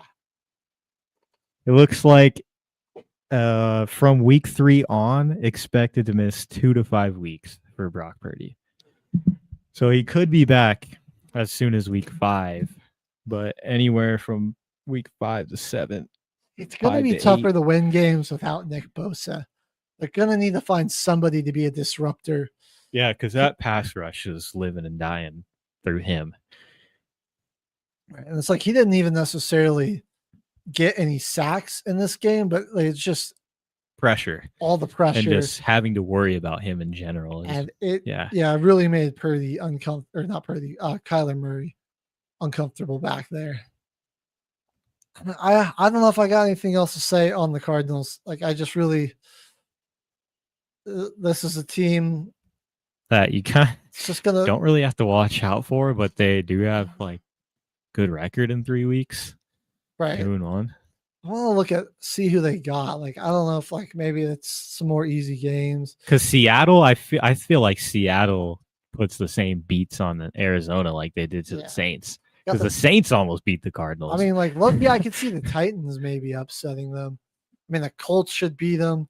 Packers should beat them. Against the Cowboys, that could be anybody's game. Right. Like, I mean, I think we'll start to see Arizona go downhill. And then the later part of the schedule doesn't get too much easier either. So, they seem pretty primed to start 2-0, and then they're going to be finding their way to losing record 5-12 rather. Yeah, call it. It just seems super fraudulent. Like this, they look like a team that 5 win could be competing for the number 1 overall pick in the draft. That could be, yeah. It really could be. Like 2-1 right now, they definitely could be in running for a number 1 overall pick. The Jonathan Gannon experiment, do we think that's working? How much longer is that going to be going on? And then, I mean, Kyler Murray, like, how certain are you that he's your quarterback of the future? They kind of seem, they're very in no man's land, where it's like good enough to be competitive and win enough win some games on the season to mess up their draft pick, but not really good enough to take that next step. I feel like if Kyler Murray does not end up off the team, I feel like definitely major restructuring in that deal going into the next season, because man, they're gonna have to make some money to get some people on this team. If they're gonna just have to help a lot of different assets, and a lot of it could be on coaching and play calling. That's not really helping out their offense too much. Yeah, but they have the guys to be a pretty solid team. They really do. Like, there's a lot, like, on paper, a lot of talent, but it's. I know. I don't really see it. The paper isn't the law of the land. Yeah. All right, Sunday Night Football. Boom. Snooze fest. Russell, man, what the heck are you doing, bros? Dude, that had to be that, like, first and goal to go, like, series where they go they turned it over on downs. Had to be maybe had to be like the worst, at least this season, the worst sequence I've seen. Out the of a worst quarterback. 4 plays in football God, from that any was- team. And like in recent memory, that's got to be one of the worst 4 plays I see. Like, oh my god! Like we have what 3 overthrows and just a quarterback draw into nothing. Into nobody, yeah. Yeah, into which a just wall. proves how fraudulent the Cowboys defense is. Hey, Mahomes was not the leading rusher in this game for the Chiefs. Honestly, the only fun part about this game was watching Cam Scatterby just Have a throw field his day, body into people. going crazy. Did 16 touches, 121 yards, and a touchdown for Mr. Scatterby. Yeah, maybe Jimmy was right about that trade, or I should have traded for Scatterby. Dude, Tyrone Tracy, bro, you lost your job already. Hollywood Brown, I got a beef with you, dog. I should have picked up Tyquan Thornton instead of you, man. Yeah, man. Thornton's getting all the action, dude. And Travis Kelce again, not really looking very good. Game the Chiefs should have won. They did it in incredibly boring fashion. Mahomes still looked pretty bad. I mean, missing some open throws. Pacheco was this wasn't a clean game. Running backwards when Mahomes threw him a backwards pass. Good heads up play to go and grab it out of Bobby Okereke's hands. But like Chris Collinsworth is acting like that was the great. Like you can give him props Best play in for football. not giving up on the play, but he's like, "Oh my god, this is such an incredible cerebral play of Patrick Mahomes." Like, no, he knew he fumbled the ball like everybody did. Yeah, he's a competitor. Like he went and made an effort to get on the play. So it ain't the greatest thing since sliced bread, Chris. Let's calm down. That NBC, you got to get that guy. He's a good commentator aside from just loving the Chiefs, and like whenever he goes to hype somebody up, anytime he goes to give somebody their flowers, it has to be brought. Dude, it's just I don't know. I feel like he is less and less breaking down the play, like the game on like an analytical level, and like breaking down like a play on like what's going on, like, and more and more so often he's just like, oh, this guy, he's a lot of fun to watch, really like him. Yeah, like, okay, like that's great, but like, could you what does he do that makes him fun to watch? Yeah, like Chris tell us like Collinsworth? why he's so good. Like you look at like a guy like Greg Olson, and he like who's just absolutely killing it. Who's Kevin Harlan's partner with CBS? Is it Trent Green?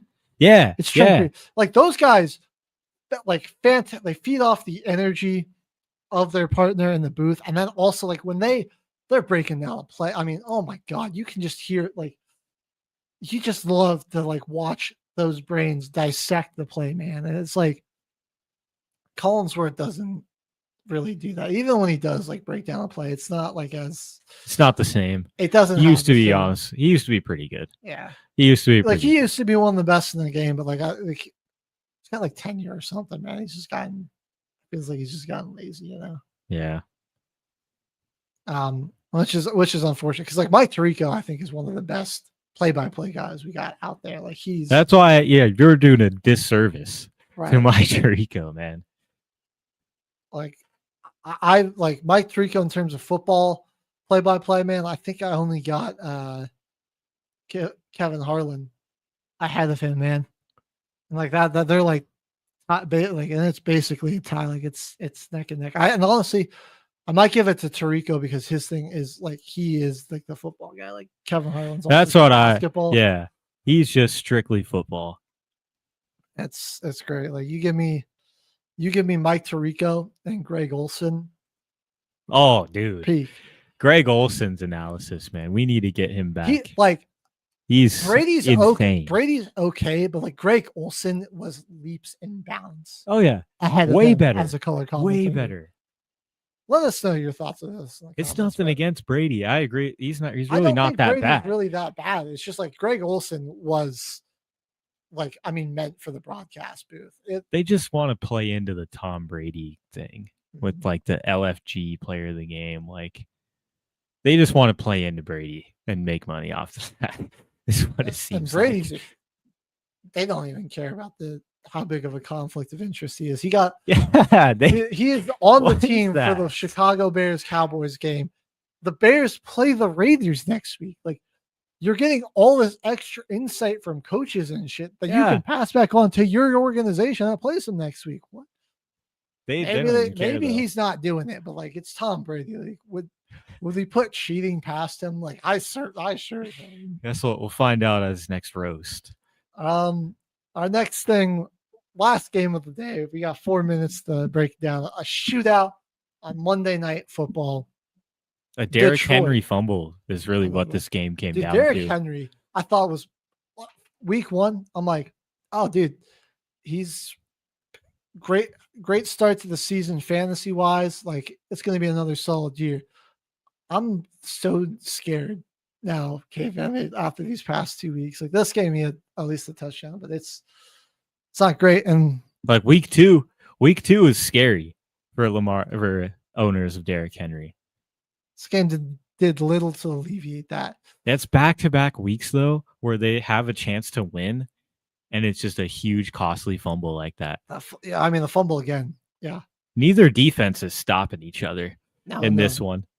Like they're probably driving down to score, but it's probably that one was heck of a play by Hutchinson to like Superman peanut punch that. His body was like fully extended, reaching out. Like that would have been a positive run. You can just tell how happy they are to have him back, dude. 7 sacks for this team, and Al-Quadina Muhammad is, rising star in the pass rushing game. He was really great at the end of the last season. That Sunday night game against the Vikings, he was all over the field. And again, he 2.5 sacks in this game. And Goff was when they didn't really rely on him to throw it that much because Gibbs and Montgomery combined for 218 and 4 touchdowns. But like when they needed Goff to throw, he was pinpoint. Yeah. He made the big throws in the big moments. And so yeah, Detroit, not a whole lot to worry with here. Baltimore, this is the second game this season where you're a costly fumble and then your defense looks just absolutely helpless out there against a good offense. It's Lamar doing it all, man. You can't even blame it on him. He took again like another near perfect game, like 21 of 27, 288, 3 touchdowns, 35 yards on the ground. He was 148.1 pass rating. He was 0.2 off from a perfect rating. Yeah. He's like, maybe he took he made a few sacks worse than they should have been because he didn't throw the ball away, or that fumble that he had on 4th down where he didn't, trying to make something happen. But you're okay with Lamar taking those risky plays because then on the flip side, he does something incredible where he switches hands twice, throws a 1st down on 4th down. So look at that. Shout out Sabrina. He's he's playing mind games. He's pulling a Sean Payton. It's just an act. All right. I hope you're right because I'm panicking about Henry, but I'm sure they'll be all good. Yeah, Detroit imposing their will on the run game, and the defense is playing a lot better than it played last year. Yeah. They'll be back to making some noise. No need to panic about the Lions. Baltimore, I think, is ultimately going to be fine, but it's 1 and 2 is not the way you're hoping to start the season. Losses to 2 high quality teams. Yeah, it's tough losses too, where it's down to the last possession pretty much. But we've reached the end of our show. That's going to do it for episode 2 of Till the Final Whistle's Football Frenzy. Thanks for joining us today. Again, another huge thank you to Rachel Vigil for doing that interview with us. We'll be back tomorrow for a normal edition of Till the Final Whistle. And we'll be back next Tuesday for another edition of Football Frenzy. Till then, we'll see you folks later on NBR.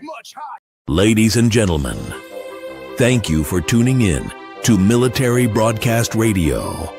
As we wrap up today's show, we want to remind you that the podcast of today's episode will be available right after we go off the air.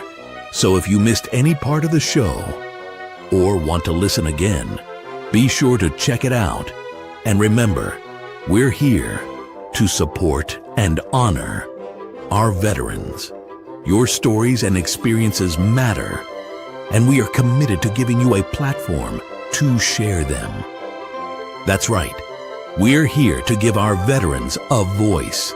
So don't forget to catch the podcast and stay connected with us. Giving our veterans a voice.